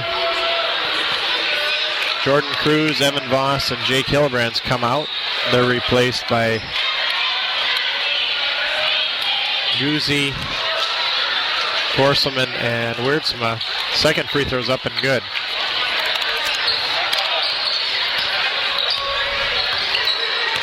Hannah Versteeg. Right side to Hayengay. Hayengay gets it inside to Korselman. Korselman is really working hard there to get position. Got position and got the foul. Crott committing the foul. That's his second foul of the night. So Korselman at the line. He should start the game with 3 fouls. Yeah, look at him. He's such a big guy. He's coming out right now so he doesn't commit that third foul. He's a real threat for the Warriors, and they want to keep him a viable threat. Korselman's second free throw up and good. 62-28, 4:34.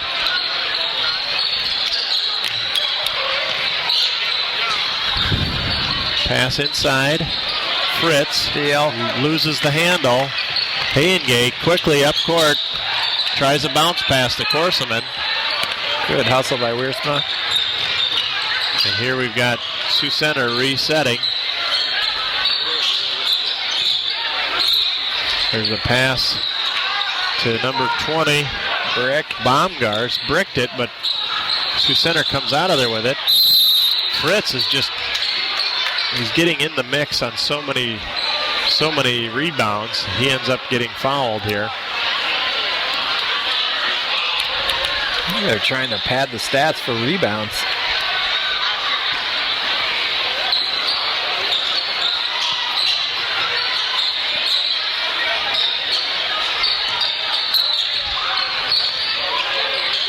Sioux Center works it around the horn, inside again. That's Borchers. The turnaround jumper about 4 foot away. Rattles it home. 64-28. Reed Guzzi, left side. Hands it off to Hayengay. Drives it down the baseline. He's kind of stuck down there. He gets it to Korselman. Wierdsma now to reset top of the key.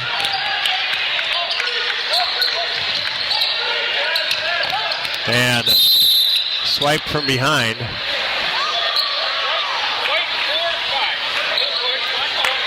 Stewart swipes it away, and Courtlever commits a foul. Who? Courtlever? Drew Courtlever. A junior for the Warriors. Loves being on the court. Hayengay drives it left side, hands it off to nice work, Korselman. Guzzi, inside to Korselman. Draws contact, and Borcher's going to commit the foul. That's his third foul. Korselman drew a crowd, too. There's 3 Warriors around him, and he still got it up. Drew the foul. Free throw up and good.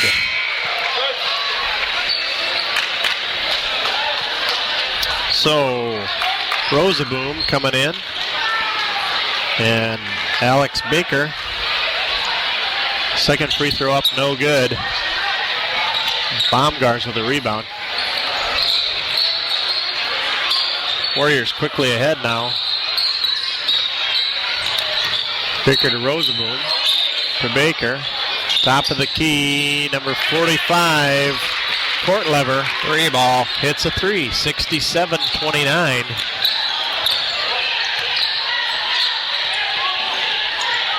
Hayengay inside, nice pass from Versteeg. Can't connect on the bucket. Warriors come out of there with it. Good shot, though. Left side three-pointer, no good by Baker. Mustangs come out of there. Reed Guzzi with it. Versteeg left side. Attacks inside. Nice pass to Korselman. And there's a foul committed underneath the basket. So Korselman going back to the free throw line. He's wearing out the wood there, second half. I think I can see his shoe prints in that exact same spot. Free throw on the way, up and good. Nice work by Korsman, and he's making his free throws. It's encouraging to see them working that play inside diligently despite the score. Schilling in now for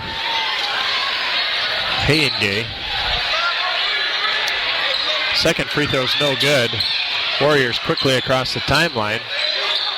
Going to attack from three-point land. Kortlever hits another three from that same spot. 70-30 is the score.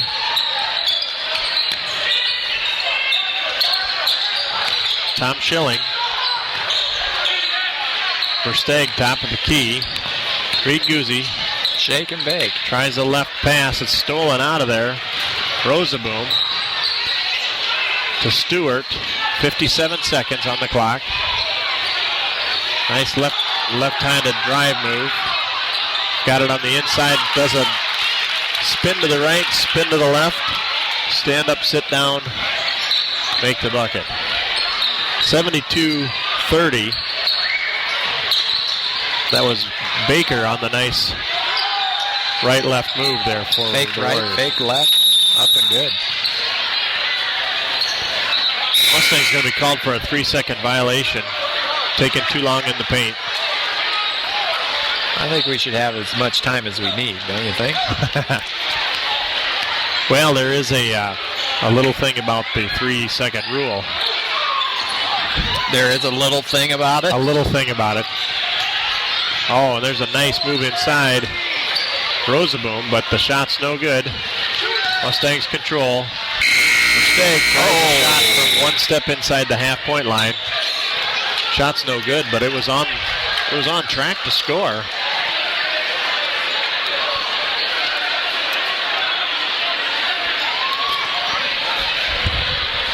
So we're going to have a quick break here. Look at all the... Oh, it's funny. We're looking over at the crowd at Mustangs over there. A lot of crossed arms over there. Anger.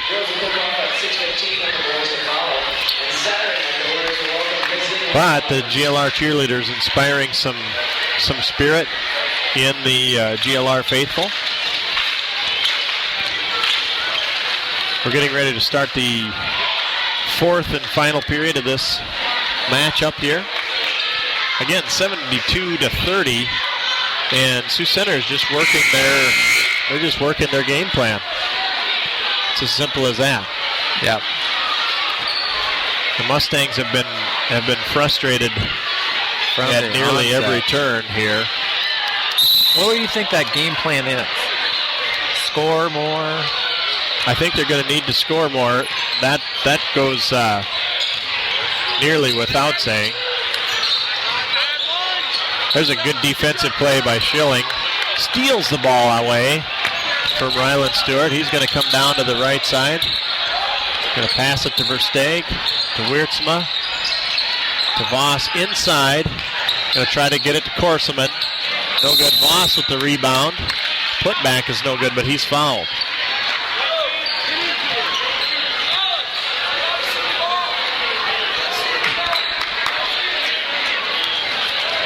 So the clock down to 7:31. Evan Voss at the free throw line. And I think the differential is going to cause the ref to call for a running clock here, except during a timeout or a free throw. So 7:24. Here's Huseman driving left, no good. Mustangs out, quickly ahead, running and gunning. Versteeg with a shot up, no good. But that's Jesse Korselman with a great putback. And he scores it. He's going to be at the free throw line.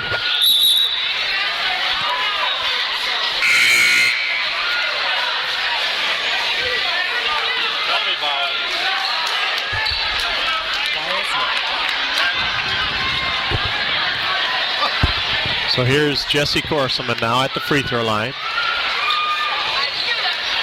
The shot's no good. Controlled by the Warriors. There's a great steal by Versteeg.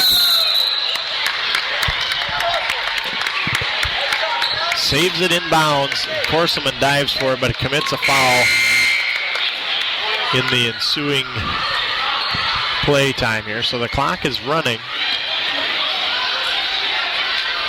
Colby Clausen in for Wiertzma. Mustangs working on picking up their assignments here. And there's a good defensive play there by Korseman, but he's going to be called for a body contact on that block. He blocked the shot, though, like it was going to be denied. He's definitely the glass cleaner there. Yes. So Drew Kortlever at the free throw line. Kortlever hits the first of 2 free throws.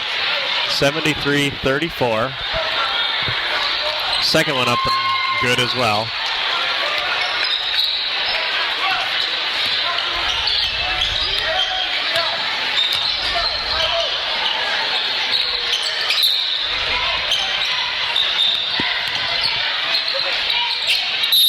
The pass inside to Korseman around the horn. And that's going to be on Baumgars. That's his 4th, I believe. Yep, it's his 4th foul. Over the back on Korseman. So Korseman's going to be at the free throw line.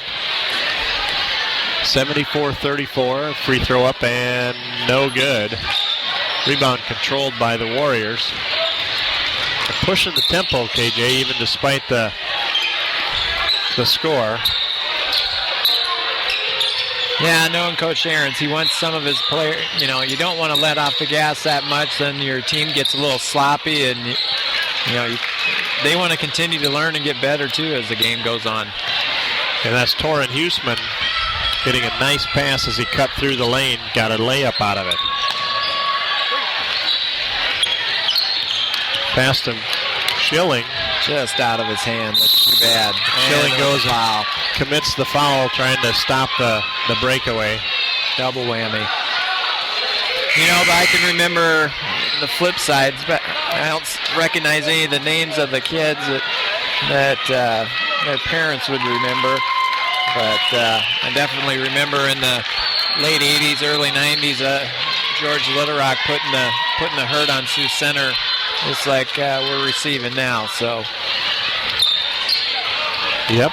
Well, it's a rebuilding year here for the Mustangs. They're going to try to run through some offense here. Evan Voss trying a scoop shot. Warriors come out of there with it. They get across the timeline. They're resetting. 5:15 left on the clock. And there's Drew Kortlever. He has been lighting it up from 3 land tonight. It's 81-34 Warriors. Yeah, I don't know if I've seen him miss. Versteeg drives over, takes a 12-footer.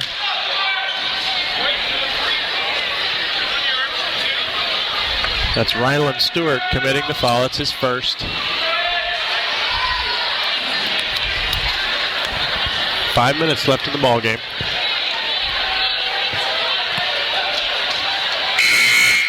Yeah, kind of uncharacteristic. It's one of the first times, if not the first time, that I've seen Versteeg at the line. Done a good job of keeping him out of the flow of the game. His front end of 2 is no good. Second free throw on the way. Good. And that one is good.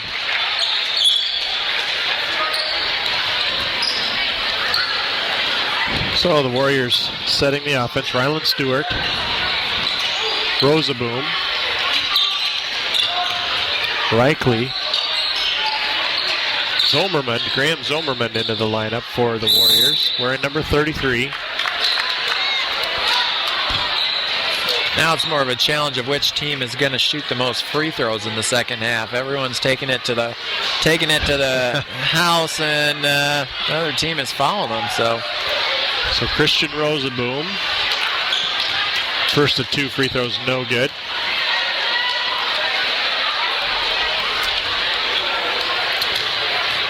Second free throw on the way. Rosaboom. Good.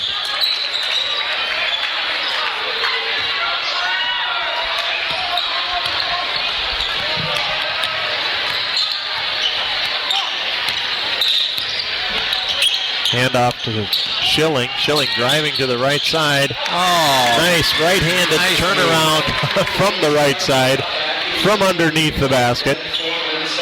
It's an encouraging layup there from Schilling. Looks like a young Julius Erving. I don't even know how that shot happened. Finger roll. It was a great move. I like it. I like it a lot. It's encouraging play from some of the young Mustangs out on the floor there.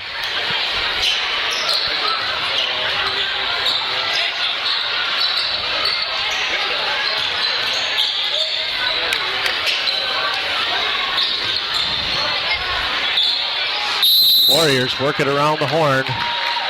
Get it down inside. It's number 10. He's not listed on the program here.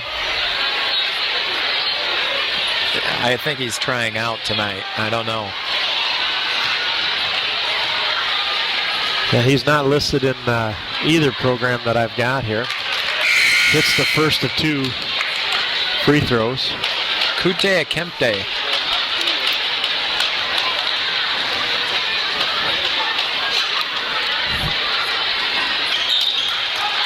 Second free throw is good.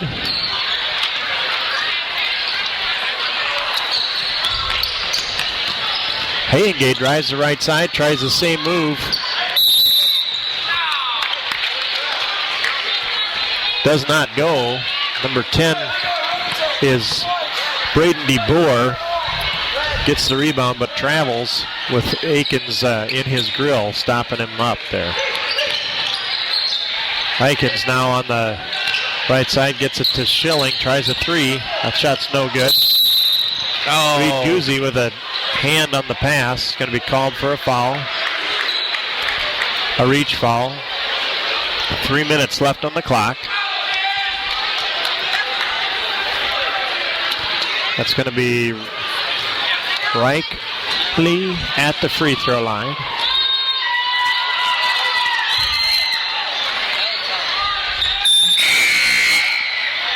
And we've got Taylor Cruz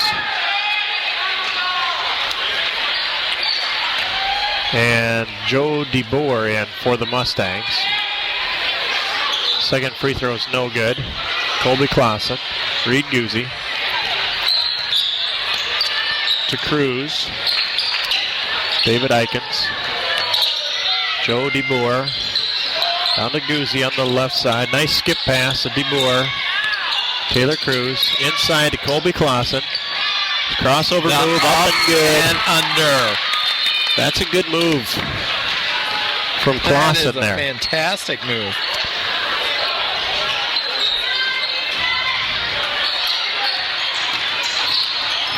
Warriors working it around.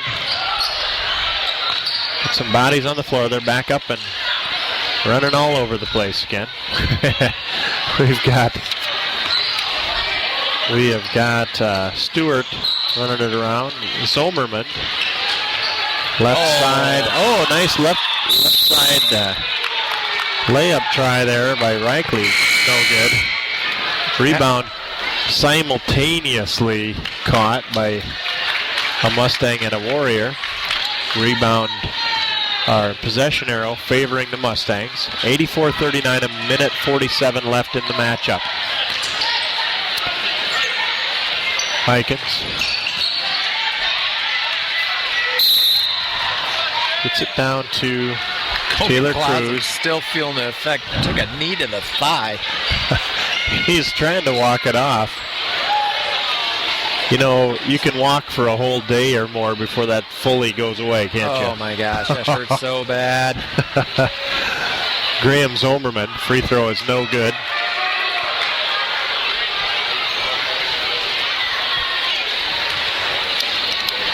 (84-39) on the scoreboard.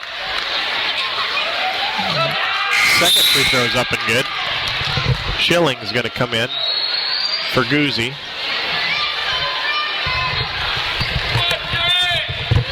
Minute 27 left in the contest here. Coming down to the wire. Let's see if the Mustangs can execute here. Inside, outside. Clausen, put back. Staying with it. Stays with it and puts it back again. Still no good. Minute 8 left on the clock. Warriors trying to run through their offense as well.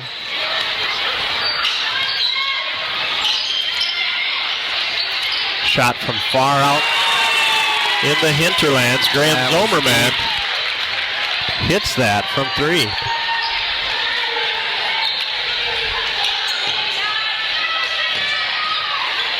Mustangs working around the horn. Showing top of the key. Joe DeBoer. Taylor Cruz. Inside to Colby Clausen. Taylor Cruz.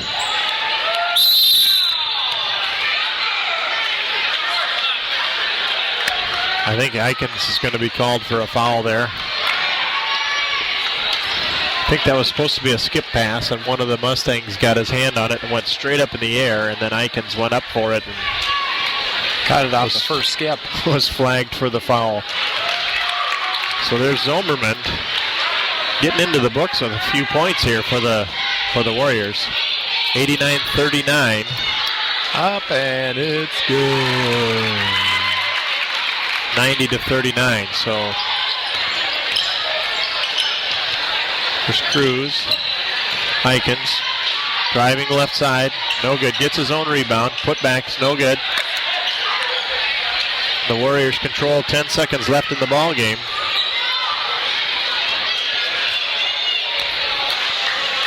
They're just going to hold on to it. Run out the clock. So a decisive victory there, 90-39 for the Sioux Center Warriors. Hard-fought matchup there by the Mustangs, but just against a superior team and superior experience there. Yeah, and I think it's just the speed from the outset. It took us a quarter to kind of catch up and figure out how fast this thing was moving. And, second quarter they did figure it out a little bit better and executed a few possessions and, looked a lot better.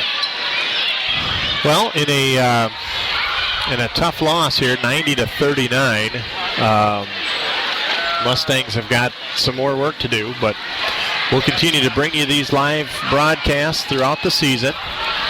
And we'll look for the bright spot here coming up in the next game. West Lyon at GLR Gymnasium Friday night. We'll be back after a closing word from our sponsors. On behalf of the GLR Radio Network, I'd like to personally thank each of the sponsors of this radio broadcast for their assistance in bringing these games to you. Mustang Plumbing and Heating, Total Stop Food Store, Otter Valley Insurance and Real Estate, Northwest Consultants, The Flower Box in the Corner Cup, Dykstra Chiropractic, The Hair Hut, Warnchies Paint and Body, Country Boutique, Ben's Plumbing and Repair, Corner Service, The Lantern Coffee House and Roastery, Security Savings Bank, Frontier Bank, Sudengay Industries, Duralift, iDepositChecks.com, and TreeShell.com. If you appreciate this broadcast, please let these sponsors know. You can see more information on our broadcast website at www.youcanhear.us/GLR. Again, you can hear us at youcanhear.us/GLR. And you can get the GLR app right on your phone so you can easily get in touch with these sponsors. Just text GLR to 72727 and a link with the free mobile app will be on your phone right away. Again, just text GLR to 72727 for the free GLR radio app. Thanks also to the George Little Rock School for the opportunity to be the voice of the Mustangs and to bring this broadcast to you. Thanks again, and thanks for listening. Well, thanks a lot for listening tonight to the broadcast. This has been Craig Johnson alongside Kory Johnson. Kory, it's been a great night of basketball. Yeah, thanks again for having me, and look forward to doing this again on Friday night in George against West Lyon. And hey, thanks everybody for listening. And if you enjoy us, tell some friends, and we'll try and make it entertaining as well as watching some entertaining basketball. All right. We'll close out with some Christmas music as we go off the air. Thanks for listening to the GLR Radio Network. You're listening to the GLR Radio Network.